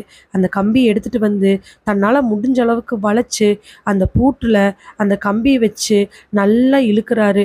ஒரு 2-3 நிமிஷம் போராட்டத்துக்கு அப்புறமா அந்த பூட்டு திறந்துருது. உள்ளுக்குள்ள யசோதா இருக்காளா இல்லையா அப்படிங்கிற கேள்விக்குறியோடு தான் அந்த வீட்டுக்குள்ள போறாரு. யசோதா இருக்கணும் அப்படிங்கிற நம்பிக்கை அந்த கதவை திறந்துக்கிட்டு கேட்டை மெல்ல திறந்து அந்த வீட்டுக்குள்ள இறங்க ஆரம்பிக்கிறாரு. வீட்டுக்குள்ள இறங்குனதுக்கு அப்புறம் ஹாலில் அந்த ஆள் தன்னோட டைனிங் டேபிள் உட்காந்து சாப்பாட்டை பிரித்து வச்சுட்டு ஒரு தட்டில் பிரியாணி அது இதுன்னு வச்சு ரசமலாய் கேக்கு பொம்மக்ரேனட் ஜூஸை தான் கையில் எடுத்துக்கிட்டு ஒரு ரூமுக்குள்ளே போகிற மாதிரி இருக்குது. பின்னாடி இருக்கக்கூடிய கோகுல் மெல்ல மெல்ல காலடி சத்தங்களை வச்சு அந்த ரூமுக்குள்ளே எட்டி பார்க்க கட்டி போட்டிருக்கக்கூடிய யசோதாவோட வாயை அந்த ஆள் அவுத்துட்ருக்குறாங்க. யசோதா அந்த ஆள்கிட்ட கெஞ்ச ஆரம்பிக்கிறா. "தயவு செஞ்சு என் வாயை கட்டாத, என்னால் முடியல, எனக்கு ரொம்ப கஷ்டமாக இருக்குது, ப்ளீஸ் என்னை விட்டு சசி, சசி ப்ளீஸ், நான் சொல்கிறேன்ல, ப்ளீஸ் சசி, உன்னை கெஞ்சி கேட்குறேன். எனக்கு என்கேஜ்மெண்ட் முடிஞ்சிருக்கணும். நல்லதோ கெட்டதோ நான் அவர் கூடயே வாழ்ந்துட்டு போகிறேன். எங்கள் வீட்டில் இருக்கிறவங்களாம் மானம் போய் கிடப்பாங்க. ப்ளீஸ் நான் சொல்கிறேன்ல, என்னை விட்டுரு." அப்படிங்கும் பொழுதே அந்த ஆள் தான் கையில் இருக்கக்கூடிய ரசமலாய் கேக்கை எடுத்து அவள் வாயில் ஊட்டி விடலான்ட்டு போக சுற்றியும் முத்தியும் பார்த்தவனுக்கு ஒரு சில்வர் பாத்திரம் கண்ணுக்கு கிடைக்க வேகமாக அதை எடுத்துகிட்டு போய் அந்த ஆளோட மண்டையில் ஓங்கி அடிக்கிறான். ஐயோ அம்மான்னு கீழே தடுமாறி விழுந்தவன் எந்திரிக்க, "யாரா நீ? யார்?" அப்படின்னு கேட்க அதுக்கு அந்த ஆள்கிட்ட பதில் வரவே இல்லை. "யாரு யாரு?" கண்ணை கட்டியிருக்கக்கூடிய யசோதா, "யசோ நான் தான் கோகுல். ஆமாம், இவன் உன்னோட கிளாஸ்மேட் சசி தானே?" "அப்படிதான் நினைக்கிறேன் கோகுல். எனக்கு ஒன்றுமே தெரியல. நான் வந்ததுலேருந்து கண்ணை கட்டியே வச்சுருக்காங்க. எனக்கு என்னன்னே சுத்தமாக புரியல." "கவலைப்படாத, நான் இருக்கேன். வாடா, உன்னை நான் சும்மா விட மாட்டேன். சொல்லிட்டு இருக்கும் பொழுதே ஆப்போசிட் இருக்கக்கூடிய ஆள் ஒரு பொருளை தேட, அதுக்குள்ள இவன் கோகுல் வேகமா ஓடி போய் அந்த ஆளை கம்பியால மறுபடியும் அடிக்க, கையில வலி பொறுக்க முடியாம அந்த ஆள் ஒரு மாதிரி முனக ஆரம்பிக்கிறான். யஷோ, அந்த ஆள் வெளியில ஓடுறான், வெயிட் பண்ணு, நான் வந்துடுறேன். வெளியில ஓடக்கூடிய சசியை பின்னாடி துரத்திட்டு போய் சட்டையை பிடிச்சு இழுத்து கீழே தள்ளி விட்டு அவனை 2 அடி அடிச்சு தங்கிட்ட இருக்கக்கூடிய பொருட்களை எல்லாம் போட்டு அவன் மேல அடிக்க ஆரம்பிக்கிறான். சசி அதுக்கு மேல தடுக்க முடியாது அப்படிங்கிற சூழ்நிலை அளவுக்கு இருக்கும் பொழுது சசிய வேக வேகமா இழுத்துட்டு போய் ஒரு ரூமுக்குள்ள சாத்தி கதவை வெளியில தாள் போட்டு அதுக்கு லாக்கும் போட்டு வச்சிடறான். அவன் வெளியில வராம இருக்கிறதுக்காக சசியை அடிச்ச அந்த கம்பியே அந்த லாக்குக்குள்ள சொருகிட்டு அவன் அந்த இடத்துல இருந்து வந்து யசோதாவோட கை, வாய், கண்ணு எல்லாத்தையும் திறந்து விடுறான். திறந்த உடனே யசோதா கோகுலை பார்த்து நல்லா கண்ணீர் மல்க கையை இறுக பிடிச்சுக்கிறா. கவலைப்படாத, நான் இருக்கும்போது உனக்கு என்ன கவலை, நான் இருக்கேவா, எனக்கு ரொம்ப பயமா இருக்கு, நீ கவலைப்படாத வா சொல்லிட்டு அங்கிருந்து யசோதாவும் கோகுலும் மெல்ல மெல்ல வெளியில வர ஆரம்பிக்கிறாங்க. எங்க அவன்? அந்த ரூம்குள்ள போட்டேன், ரொம்ப மயக்க நிலையில் இருந்தான், கம்பியால மண்டையில் அடிச்சதுனால மயங்கிருப்பான்னு நினைக்கிறேன். ஐயோ, ரத்தம் வந்து ஏதாவது செத்துக்கிது போயிட்டான். அப்படிலாம் எதுவும் ஆகாது, அந்த அளவுக்கு நான் அடிக்கல, அவனை நான் அடிச்சாலும் அவன் மயக்கமாயிருப்பான். நான் ஆல்ரெடி எஸ்ஐ பிரபுக்கு இன்ஃபர்மேஷன் கொடுத்து தான் வந்தேன், லொக்கேஷன் ஷேர் பண்ணிட்டு தான் வந்தேன், இந்நேரம் போயிருந்திருக்கோம், நாம் எதுவாக இருந்தாலும் இந்த வீட்டுக்கு வெளியில் போய் பண்ணுவோம், நீ வா சொல்லிட்டு அவளை வெளியில் கூட்டிகிட்டு வந்து காருக்குள்ளே உட்கார வச்சுட்டு, ஏன் ரொம்ப படபடப்பாக இருக்கா? ஆமாம், ரொம்ப படபடப்பாக இருக்குது. காரில் வாட்டர் இருக்கும் பாரு. அவள் தண்ணி தேடி தேடி பார்க்க, ஆனால் தண்ணி கிடைக்கவே இல்லை. ஃபோனை எடுத்து எஸ்ஐ பிரபுக்கு கால் பண்ணிக்கிட்டே, சார் நான் லொக்கேஷன் அனுப்பியிருக்கேன், நீங்கள் அங்கே வந்தீங்கன்னா, சார் கேட்குதா சார், இங்கே சிக்னல் சுத்தமாக இல்லை அப்படின்னு சொல்லிட்டு வேக வேகமாக உள்ளே ஓடி போய் 2 நிமிஷத்தில் ஒரு தண்ணி பாட்டிலோட வெளியில் வரான். இந்தா தண்ணி பாட்டில் உன் பக்கத்தில் இருந்ததை நான் பார்த்தேன், அதனால தான் படபடப்பு ரொம்ப அதிகமாக இருக்கா, சீக்கிரம் குடி. தண்ணி கொடுத்த உடனே ஒரு பாட்டில் தண்ணியும் குடிச்சவ அப்படியே அமைதியாகிறா. காரை வேகமாக எடுத்து ரிவர்ஸ் கீர் போட்டு அங்கிருந்து கிளம்ப ஆரம்பிக்கிறான். யசோ, ஓகேவா உனக்கு? அப்படிங்கிற மாதிரி தலையாட்ட மறுபடியுமே அவள் ஃபோனை கொடுத்து, யசோ இந்தா என் ஃபோன்லேருந்து எஸ்ஐ பிரபுக்கு கால் பண்ணு. எஸ்ஐ பிரபுக்கு கால் பண்ண, அது நாட் ரீச்சபிள்லேயே இருக்குது. லொக்கேஷன் ஷேர் ஆகிடுச்சான்னு பாரு. லொக்கேஷன் ஷேர் ஆகிடுச்சு, வாய்ஸ் மெசேஜும் டபுள் கிளிக் ஆகிடுச்சு, ஆனால் அவர் இன்னும் பார்க்கல. சரி யஷோ, நம்ம முதல்ல வீட்டுக்கு போயிடலாம், அப்புறமா அவரை கூட்டிகிட்டு வந்து என்னென்னு பார்த்துக்கலாம். உன்னை காப்பாற்றது தான் மொதல் விஷயம், அதுக்கப்புறம் தான் அவனை. நம்ம ஃபுல்லாக லாக் பண்ணிட்டு வந்திருக்கிறதுனால அவன் தப்பிக்கிறதுக்கான வாய்ப்புகளே கிடையவே கிடையாது. வெளியில் கூட நம்ம லாக் பண்ணிட்டு வந்துட்டோம்ல. உள் பக்கமாக தாளிட்டதை வெளியில் திறந்துட்டு வந்து வெளியில் லாக் பண்ணி அங்கேயும் ஒரு பெரிய குச்சி வச்சுக்கிட்டு யாரும் வெளியில் வராத அளவுக்கு அங்கேருந்து கிளம்பி வந்துடுறாங்க. கார் யசோதாவோட வீட்டை நோக்கி போக ஆரம்பிக்குது. பெட்ல குளுக்கோஸ் ஏற்றிக்கிட்டு பக்கத்தில் ஜூஸ் குடிச்சுக்கிட்டு உட்காந்துட்டு இருக்கிறா யசோதா.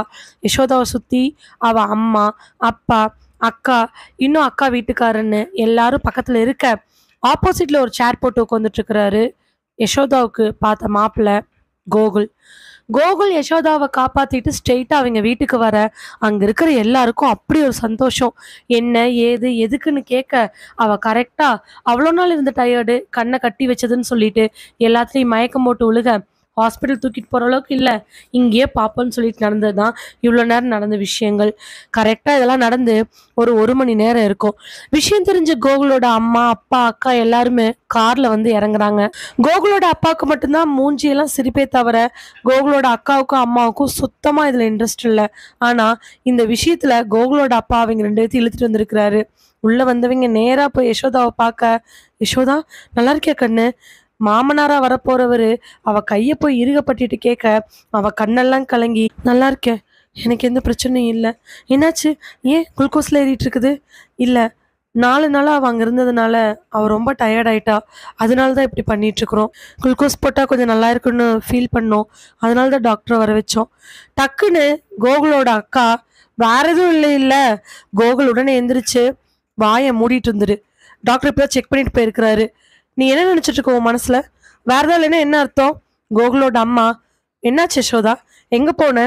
எதுவுமே பேசாம யசோதா அமைதியா இருக்காங்க. கோகுலோட அப்பா, அவ இப்பதான் வந்திருக்கா, ஏன் போட்டு இப்படி பண்ணிட்டு இருக்கிறீங்க? உடனே கோகுல் அங்க இருக்கிற எல்லாரையும் பார்த்து, எல்லாரும் நல்லா கேட்டுக்குங்க, எனக்கு யசோதா தான் ரொம்ப முக்கியம். என்ன நடந்தாலும் எது நடந்தாலும் எங்க வீட்டுல இருக்கிறவங்களே எதிர்த்தாலும் நான் யசோதாவை கல்யாணம் பண்ணிக்குவேன். உடனே கோகுலோட அம்மா, டே அம்மா, நீ என்ன சொல்ற எனக்கு நல்லாவே தெரியும். எனக்கு இந்த ஜென்மத்துல பொண்டாட்டினா யசோதா தான். அவளை மீறி நான் கல்யாணம் பண்ணிக்க மாட்டேன். சொல்லிட்டு இருக்கும் பொழுதே வீட்டு வாசல்ல ஜீப் ஒண்ணு வந்து நிக்க, ஜீப்ல இருந்து இறங்கி எஸ்ஐ பிரபு வராரு. எல்லாருடைய முகங்களையும் புருவ சுருக்கள், கோகுலையும் சேர்த்துதான். பிரபு உள்ள வரத பார்த்துட்டு வெளியில போன கோகுல், சார் வாங்க, நான் உங்களுக்கு ஒரு லொகேஷன் அனுப்பினேன், அங்க நீங்க போகல. சார் அங்க எங்க டீம் போயிருக்காங்க, நான் யசோதா வீட்டுக்கு வந்துட்டாங்கிற விஷயத்த கேள்விப்பட்டேன். அப்படியா, நானே கால் பண்ணி சொல்லணும்னு சொன்னேன், ஆனா யாரு அப்படின்னு கோகுல் தேடிட்டு இருக்கும் பொழுதே பின்னாடி இருந்து யசோதாவோட அப்பா, நான் தான் மாப்பிள்ள கூப்பிட்டேன், யசோதா பத்தின ஏதாவது விஷயம் தெரிஞ்சிச்சுன்னா உடனே என்னை கூப்பிட சொன்னாரு, ஏதாவது சந்தேகங்கள்னாலும் கூப்பிட சொன்னாரு.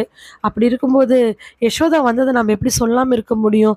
ஆமாம்மாம்மா, கரெக்டு தான். நான் அதனால தான் அங்கே போகும்போதே இவளுக்கு ஃபோன் பண்ணி சொல்லிட்டு அந்த லொக்கேஷன் கூட ஷேர் பண்ணிட்டேன். சார் இங்கே நீங்கள் வந்து நல்லதாக போச்சு, யார் என்னன்னு கேட்டு மறக்காமல் நீங்கள் சொல்லிட்டு இருக்கும் பொழுதே பிரபு சரின்னு தலையாட்டிட்டு யசோதாக்கு முன்னாடி போய் நிற்கிறாரு. Ma'am, are you all right? ஆமாம் அப்படிங்கிற மாதிரி யசோதா தலையாட்ட எல்லாருடைய பார்வையும் யசோதா மேலே தான் இருந்துச்சு. இப்போ நீங்கள் பேசுகிற நிலைமையில் இருக்கீங்களா? யசோதா அவ்வளோ நேரம் எதுவுமே பேசாமல் அப்போ தான் வாயை ஓப்பன் பண்ணுறா. ஆமாம் சார், பேசுவேன். சரி மேம், இந்த சூழ்நிலையில் நாங்கள் இப்படி கேட்குறது தப்பு தான், ஆனால் நாங்கள் அந்த மாதிரி ஒரு இக்கட்டான சூழ்நிலையில் இருக்கிறோம். இப்போ நாங்கள் கேட்குற கேள்விகளுக்கு உங்களால் பதில் சொல்ல முடியுமா? ஆமாம் அப்படிங்கிற மாதிரி யசோதா தலையாட்ட அவர் கேள்விகள் கேட்குறாரு. என்ன நடந்துச்சு, எது நடந்துச்சுன்னு முதல்லன்னு சொல்ல முடியுமா? உங்களை கடத்தினது எப்போ, என்ன? யசோதா ஒரு 10 செகண்ட் கேப் விட்டு, சார் என்கேஜ்மெண்ட்டுக்கு முந்தின நாள் ஒரு 8:30 இருக்கும், எனக்கு ஒரு கால் வந்துச்சு. யார் மேம் அந்த கால் பண்ணது? கால் அன்னோன் நம்பர், ஆனால் பேசுனது சசின்னு சொன்னாங்க. எனக்கு தெரியும், எனக்கு நல்லா தெரியும் அப்படின்னு சொல்லிட்டு கோகுல் முன்னாடி வர எல்லாரும் கோகுலை பார்க்குறாங்க. அன்னைக்கு அந்த ரெஸ்டாரண்ட்ல பார்த்தோமே அவன் தானே? யசோதா எதுவுமே பேசாம கோகுலை பார்க்க கோகுல் டக்குன்னு எஸ்ஐ பார்த்து, சார் அவன் யசோதாவோட பழைய கிளாஸ்மேட்டு, காலேஜில் படிக்கும் பொழுது யசோதாவை அவன் ஒன் சைடாக லவ் பண்ணிட்டு இருக்கான், பட் இவளுக்கு இன்ட்ரெஸ்ட் கிடையாது, இவ அதை எனக்கு அன்னைக்கே சொல்லிட்டான், ஆனால் அவன் விடாம துரத்திட்டு இருக்கிறதா ஒரு 2-3 வாட்டி என்கிட்ட சொன்னான். நான் அப்பவே அவன் மேலே சந்தேகப்பட்டேன். நான் உங்களுக்கு சொல்ற ரெஸ்டாரண்ட்ல அவனை பார்த்தேன் அப்படின்னு. இன்னைக்கு உங்க டீம் அங்கே போயிருக்காங்க இல்லையா, அங்கே போனால் அவனை தான் நிச்சயமா பிடிப்பீங்க. சார் அவங்க பேசட்டும் சார், இடையில எதுவும் டிஸ்டர்பன்ஸ் வேணாம் நான் நினைக்கிறேன். எஸ்ஐ பிரபு அப்படி சொன்னவே அவர் பின்னாடி போய் ஒரு ஸ்டெப் நிற்க யசோதா பேச ஆரம்பிக்கிறாங்க. நீங்கள் கன்டினியூ பண்ணுங்க மேடம். சார் அப்படி வர சொன்னாங்க, அப்போது நாங்கள் இருந்த ஹோட்டலுக்கு, அதாவது நாங்கள் புக் பண்ண மஹால் இருந்த ஹோட்டலுக்கு கீழே நான் போனேன். பார்க்கிங் ஏரியா வரைக்கும் வர சொன்னாங்க, நானும் போனேன். டைம் ஒவ்வொரு 5 நிமிஷமாக போயிட்டு இருந்துச்சு. ஆனால் வர சொன்ன ஆள் மட்டும் என்னை வேறு வேறு இடத்துக்கு வர சொல்லிகிட்டே இருந்தாங்க. கடைசியாக ஒரு 9 o'clock அப்படிங்கும் பொழுது அந்த சந்து இருந்துச்சுல்ல, அங்கே வர சொன்னாங்க. மேம், அவங்க வர சொன்னாங்கன்னா நீங்கள் ஏன் போகிறீங்க? ஏதாவது விஷயத்தில் நீங்கள் அவங்ககிட்ட மாட்டியிருந்தீங்களா? இல்லை சார், அப்படிலாம் எதுவும் இல்லை. ஏற்கனவே சசி என்னை கல்யாணம் பண்ணிக்கணும்னு ஆசைப்பட்டு காலேஜில் ஒரு பிரச்சனை பண்ணான். இப்போ ரீசெண்டாக மீட் பண்ணி என்கிட்ட பேசினான். ஆனால் என்னை என்கேஜ்மெண்ட் வரைக்கும் தொடர்ந்துட்டு வருவான்னு எனக்கு தெரியல. ஏதோ ஒரு முட்டாள்தனம் அந்த நேரத்தில் நான் பண்ணிட்டேன். அப்படி அங்கே போய் நின்றுட்டுருக்கும் பொழுது பின்னாடிருந்து யாரோ என் மூஞ்சியை போடுனாங்க. அதுக்கப்புறம் என்னை இழுத்துட்டு போய் ஒரு வண்டியில் போட்டாங்க.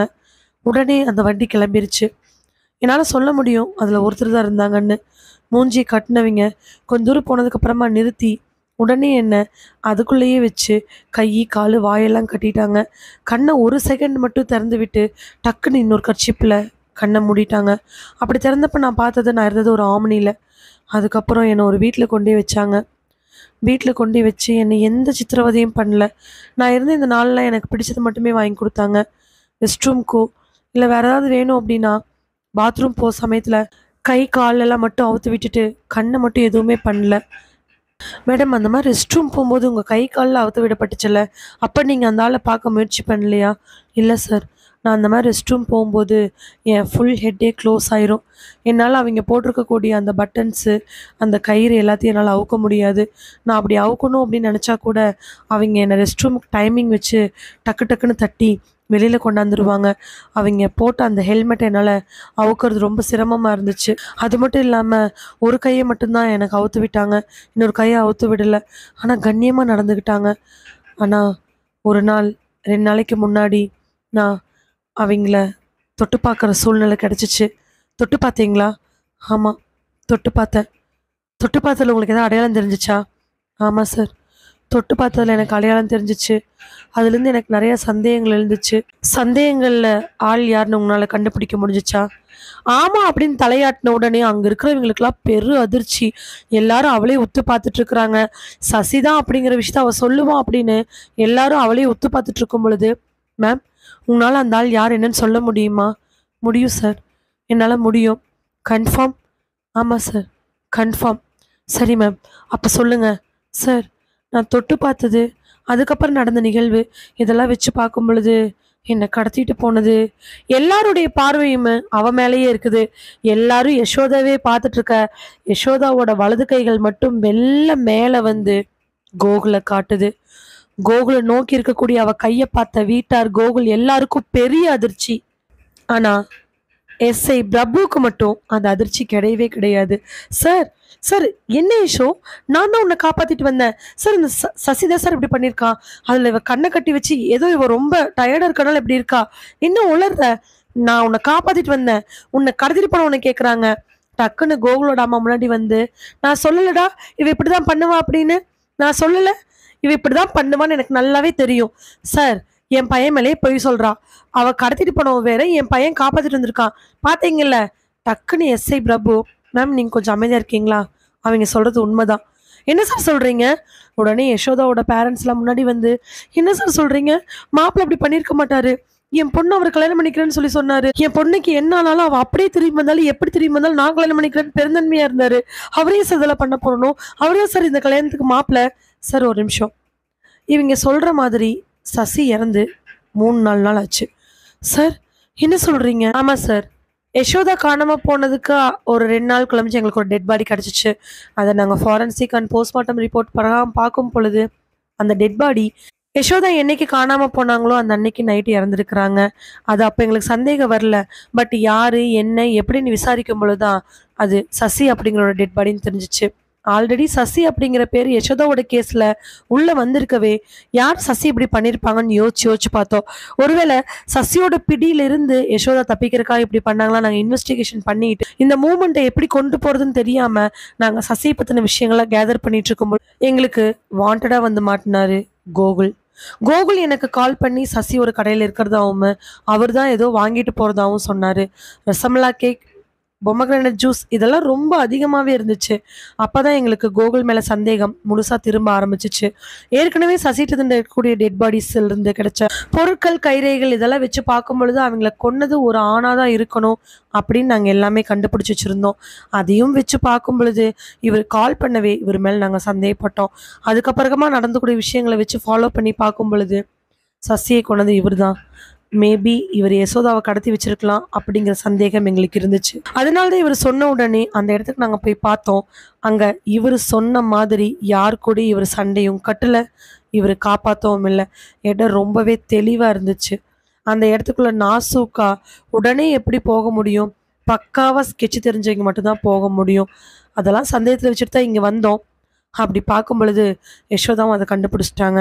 யசோதா நீங்கள் கண்டுபிடிச்சதுக்கான காரணம் சார், சசி போட்டிருந்த காப்பு செயின் எல்லாமே உண்மைதான். ஆனால் சசியை நான் தொட்டு பார்த்தது கிடையாது. கோகுலை நான் தொட்டு பார்த்துருக்கேன். நாங்கள் நேரம் ஃபிக்ஸ் ஆனதுக்கப்புறமா நிறைய இடங்களில் மீட் பண்ணியிருக்கோம். அப்போ தொடுதல் அப்படிங்கிறது எங்களுக்குள்ள நடந்திருக்குது. அது பிரகாரம் நான் நிறைய நாள் கோகுலோட கன்னங்கள் கைகளை தொட்டு பார்த்துருக்கேன். அப்போ தான் எனக்கு பயம். உடல் என்னமோ கோகுல்து, ஆனால் போட்டிருந்தது சசியோடது. அப்போ சசி என்னானாங்கிற பயத்தில் தான் சசி நான் நெஞ்சடிச்சிட்டு இருக்கோந்தேன். அதுக்கப்புறம் நடந்த விஷயங்களை பார்க்கும் பொழுது கோகுலுடைய நடவடிக்கைகள் எனக்கு ஒவ்வொன்றா ஞாபகம் வர ஆரம்பிச்சிச்சு. என்னை கடத்திட்டு போய் காப்பாற்றின அன்னைக்கு கோகுல் நடந்துக்கிட்ட விஷயங்கள் ரொம்ப ஆச்சரியம். சண்டை கட்டும் பொழுது ஒரு ஆள் அடி வாங்கறதுக்கான சத்தம் இல்லை, திருப்பி கத்துறதுக்கான சத்தம் இல்லை. வெளியில் வந்ததுக்கப்புறம் தான் என் கண்ணை கார் எடுத்ததுக்கப்புறம் திறந்து விட்டார். அப்போது வீட்டு கதவை சாத்திட்டாரு. இந்த வீட்டை நான் ஒரு செகண்ட் கூட பார்த்துருக்க மாட்டார். அது மட்டும் இல்லாமல் உங்களுக்கு பேச சொல்லி கொடுக்கும் பொழுது அந்த ஃபோனில் அப்போ தான் டேட்டாவை ஆன் பண்ணியிருக்காரு. நிஜமாலுமே காப்பாற்றுறவர் ஏன் அப்போ டேட்டாவை ஆன் பண்ணணும்? ஏன்னா அவர் அனுப்பின மெசேஜ் அப்போ தான் ரிசீவ் ஆகிருந்துச்சு. அந்த ஏரியாவில் நெட்வொர்க் இல்லைங்கிறத என்னால் நம்ப முடியாது. ஏன்னா அவர் அந்த சமயத்தில் அனுப்பின மெசேஜ் மட்டும் எப்படி சென்ட் ஆகிருக்க முடியும்? இங்கே வந்ததுக்கப்புறம் ஒவ்வொரு விஷயங்களாக நான் யோசிச்சு பார்த்தேன். கோகுல் நடந்துக்கிட்ட விஷயம் எல்லாமே எனக்கு ஆச்சரியமாக இருந்துச்சு. அதை வச்சு நான் சந்தேகப்பட்டேன். 90% கன்ஃபார்ம் பண்ணேன். நீங்கள் உள்ளே வந்தபோது அவர் பட்ட பயம், அதுக்கப்புறமா அவர் பேசின விஷயங்கள், கண்டிப்பாக சசிதன் அவர் முன்னாடி வந்த விஷயங்கள் எல்லாம் என்னை இன்னும் கன்ஃபார்ம் பண்ணுச்சு. கோகுல் தான் இப்படி பண்ணியிருக்காருன்னு நான் என்னைக்கு புள்ளையில சந்தேகப்பட்டனோ இப்போ வரைக்கும் அதுக்கு ஒவ்வொன்றுக்கும் இதுதான் சாட்சிகள். சொல்லி முடிக்கும் பொழுதே எல்லாருடைய பார்வையும் கோகுல் மேலேயே இருக்க கோகுல் எதுவுமே பேசாம நிற்கிறாரு. உடனே பிரபு, சார் நீங்கள் தான் கடத்துனீங்கன்னு நாங்கள் சந்தேகப்பட்டோம், இப்போ முக்காவாசி கன்ஃபார்ம் ஆயிடுச்சு, ஏன் எதுக்குங்கிற காரணத்தை சொல்லிட்டீங்கன்னா டக்குன்னு நெத்தியில கை வச்சவர் ஒரு பெருமூச்சு விட்டு, எனக்கு யசோதா வேணும், யசோதாவை விட்டு என்னால் எங்கேயுமே போக முடியாது. அவள் நிச்சயத்துக்கு கொஞ்ச நாளைக்கு முன்னாடி சசி கூட ஹோட்டல் இருக்கிறத நான் பார்த்தேன். அதை நான் பெருசாக கண்டுக்கல, ஆனால் எனக்கு அவன் மேலே பொசசிவ் ஆச்சு. நான் தேடி தேடி கண்டுபிடிச்சு எனக்கு மட்டுமே நினச்சிட்டு இருந்த பொண்ணு நான் இருக்க வேண்டிய இடத்துல ஒரு ஆளோட உட்காந்து சாப்பிட்டுட்டு இருந்தா. அதுக்கப்புறம் நான் விட்டுட்டேன். பட் கண்டினியூவாக 3 days சசி பற்றியே பெருமையாக பேசிகிட்டு இருந்தா. நாங்கள் அப்பா அவன் என்னை லவ் பண்ணா, நான் பண்ணலை. இப்போ என்னை பார்த்தோன்னே ஏதாவது தப்பாக நடந்துக்குவான்னு நினச்சேன். பட் அவன் ரொம்ப ஜென்யூனாக இருந்தான். அவனுக்கு வேறு பக்கம் ஃபிக்ஸ் ஆயிடுச்சுன்னு சொன்னான். அவன் ஜென்யூனாக இருந்தான்னு ரொம்ப பெருமை. சசி மாதிரி ஒரு நல்ல பையனை பார்க்க முடியாதுன்னு சொல்லிகிட்டே இருந்தா. ஒருவேளை என்னை விட்டுட்டு போயிடுவாங்கிற எனக்கு பயம் வந்துச்சு. இது முட்டாள்தனமாக கூட இருக்கலாம். ஒருவேளை நான் கடத்தி வச்சு இந்த மாதிரி 2-3 நாள் அவமானத்தை அனுபவிச்சுட்டு வந்ததுக்கப்புறம் இவளை வேற யாரும் கல்யாணம் பண்ணிக்க மாட்டாங்க. அதனால தான் நான் இப்படி பண்ணினேன். அவன் என்னை விட்டு எங்கேயும் போகக்கூடாது, இப்போ இல்லை எப்போவுமே, காலத்துக்கும் நான் அவளுக்கு வாழ்க்கை கொடுத்தங்கிற மாதிரி இவன் என் கூட இருக்கணும்னு நினச்சேன். ஸோ இதனால் நான் பிளான் பண்ணேன். கண்ணை ஊற்று விட்டா ஒருவேளை அவன் என்னை பார்த்துருவாங்கிறதுக்காக தான் நான் ஊற்று விடலை. அவள் சசியை பற்றி பேசுனது, கண்டினியூவாக 1 வாரமாக சசி கூட ஃபோனில் பேசுனது, ஒருவேளை சசி கூட போயிடுவாளாங்கிற பயம் எனக்கு அதிகமாக இருந்துச்சு. யசோதா மேலே இருந்த பொசிவ் தான் அப்படி பண்ணுச்சு. ஸோ இதை யாரும் பெருசாக எடுக்க வேண்டாம், எனக்கு யசோதாவுக்கு கல்யாணத்துக்கான ஏற்பாடு பண்ணுங்க அப்படின்னு சாதாரணமாக சொன்ன கோகுலை பார்த்த யசோதாவோட அப்பா ரொம்ப கோபம் முன்னாடி வந்து நின்று, நீ எல்லாம் ஒரு மனுஷனா, உனக்கு தான் அந்த பொண்ணுன்னு முடிவாயிருச்சே, அப்படியே இப்படியெல்லாம் பண்ணுன, நான் தான் தெளிவாக எக்ஸ்பிளைன் பண்ணிட்டேனே, உங்கள் பொண்ணுக்காக இதெல்லாம் பண்ண, நீங்கள் பண்ணுங்க. பெட்லேருந்து எந்திரிச்சு யசோதா, இல்லை என்னால் முடியாது. ஏன் முடியாது, எதனால முடியாது, நீ வேணும் தான் நான் இவ்வளோ பண்ண, இப்படி ஒரு பைத்தியக்காரனோட என்னால் வாழ முடியாது. டக்குன்னு யசோதா கோகுலோட அம்மாவை பார்த்து அவங்க அக்காவையும் பார்த்து, இப்போ பேசுங்களேன், இப்போ என்ன தப்பா பற்றி பேசுங்களேன், ஒரு பொண்ணை பிடிச்சிச்சு அப்படின்னா அந்த பொண்ணை கல்யாணம் பண்ணி நல்லா வச்சுக்க பார்க்கணும், அவன் மேலே ஏதாவது கெட்ட பழி சுமத்தி அவளை அடிமையாக வச்சுருக்கணுங்கிறது எந்த அளவுக்கு நல்லா இருக்குது. உங்கள் பையன் பண்ணதை பார்த்தீங்கல்ல, இப்போ நான் சொல்கிறேன், எனக்கு உங்கள் பையன் வேணாம். சொல்லிட்டு இருக்கும்போதே டக்குன்னு யசோதாவோட கையை பிடிச்சி இழுத்த கோகுல், ஏண்டி அந்த சசி செத்து போனதுக்கப்புறம் கூட அவன் மேலே இருக்கிற ஆசை உனக்கு விடவே இல்லையா? கேட்ட அடுத்த நிமிஷம் யசோதாவோட அப்பா வந்து கோகுலை ஓங்கி ஆராய, மரியாதை வீட்டை விட்டு வெளில போ சார், நான் இவன் மேலே கேஸ் தரேன், இவனை பிடிச்சிட்டு போங்க சார், அவனுக்கு என்ன தண்டனைன்னு சொல்லி நீங்கள் பாருங்கள் சார், நான் யார் மூஞ்சிக்காவும் பார்க்க போகிறதில்ல, என் பொண்ணு சொன்னது சரிதான், ஒருத்தர் பிடிச்சிருக்கு அப்படின்னா அவங்கள நல்லா வச்சு காப்பாற்றணும், பொசசிவ் சந்தேகங்கிற பேரில் கொடுமைப்படுத்தக்கூடாது, என் பொண்ணை அசிங்கப்படுத்தி நீ அவளுக்கு ஒரு வாழ்க்கை கொடுத்து அவள் காலத்துக்கு உனக்கு அடிமையாக இருக்கும்னு நினச்சிக்கிட்டியா? இப்படியெல்லாம் ஒரு வாழ்க்கை என் பொண்ணுக்கு தேவையே இல்லை. முன்னாடி வந்த யசோதாவோட அம்மா, சார் பார்க்கறதுக்கு ரொம்ப சாதாரண விஷயமா இருக்கும், இப்படியெல்லாம் கூட பண்ணுவாங்களான்னு நினைக்கிற விஷயமா இருக்கும், ஆனால் ஒரு சிலரோட புத்தி இப்படி தான், பொசசிவ் சந்தேகங்கிற பேரில் நிறைய பேரோட வாழ்க்கை நாசமாக போயிடுச்சு, அதில் ஏன் பொண்ணும் சேர வேண்டாம். இங்கே பாருங்கத்த, உங்கள் பெண்ணு மேலே எந்த அளவுக்கு நான் பாசம் வச்சுருந்தேன்னா இந்த அளவுக்கு நான் போய் அவளை கல்யாணம் பண்ணிக்கணும்னு நினைப்பேன். வாயை மூடுங்க, இனிமேல் நீங்கள் பேசுறதுக்கு தகுதியே கிடையாது. நீங்கள் என்ன, நீ இனிமேல் நீ பேசுறதுக்கு தகுதியே கிடையாது. பார்க்கறதுக்கு சாதாரணமான விஷயம் நினச்சி தானே பண்ணினேன், ஆனால் இது எவ்வளோ பெரிய முட்டாள்தனம் உனக்கு இப்போ தெரியாது. சார், நானும் இவன் மேலே கம்ப்ளைண்ட் கொடுக்குறேன், நீங்கள் ஸ்டெப்ஸ் எடுங்க. மேம், நீங்கள் எல்லாம் சொல்லினாலும் நாங்கள் ஸ்டெப்ஸ் எடுத்து தான் ஆகணும். ஏன்னா கோகுல் ஒரு மர்டர் பண்ணியிருக்காரு, அதுக்கான சாட்சிகளும் எங்கிட்ட இருக்கு, அவரும் ஒத்துக்கிட்டாரு. ஒரு முட்டாள்தனமான விஷயம் எந்த அளவுக்கு போயிடுச்சு பாருங்க. ஒரு பொருள் மேலே ஆசைப்பட்டு அது வேணும் வேணும் வேணும்னு பைத்தியக்காரத்தனத்தினால நிறைய பேர் நிறைய விஷயங்கள் பண்ணியிருக்காங்க. அந்த மாதிரி தான் இது. எல்லாரும் சொன்ன மாதிரி பார்க்கறதுக்கு சாதாரண விஷயம்தான், ஆனால் உங்கள் பாயிண்ட் ஆஃப் வியூவில் அது பெரிய விஷயமா போயிடுச்சு. சொன்ன பிரபு அவர் அரெஸ்ட் பண்ண இன்ஸ்பெக்டர் சிவத்துக்கு இன்ஃபர்மேஷன் கொடுக்க 2 கேஸ் ஆட்ட டைமில் தீர்ந்துருது.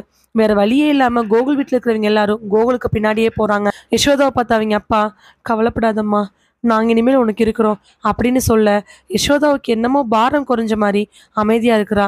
காரணம், என்னைக்கு கோகுலுக்கு யசோதாவும் சசியும் பேசுகிறாங்கன்னு தெரிஞ்சிச்சோ அதிலிருந்து டெய்லியும் சந்தேகப்பட்டு ஃபோன் பண்ணி ஃபோனை செக் பண்ணி தனியாக மீட் பண்ணி அவளை வார்த்தைகளாலேயும் செயல்களாலேயும் கொடுமைப்படுத்திட்டு இருந்தான்.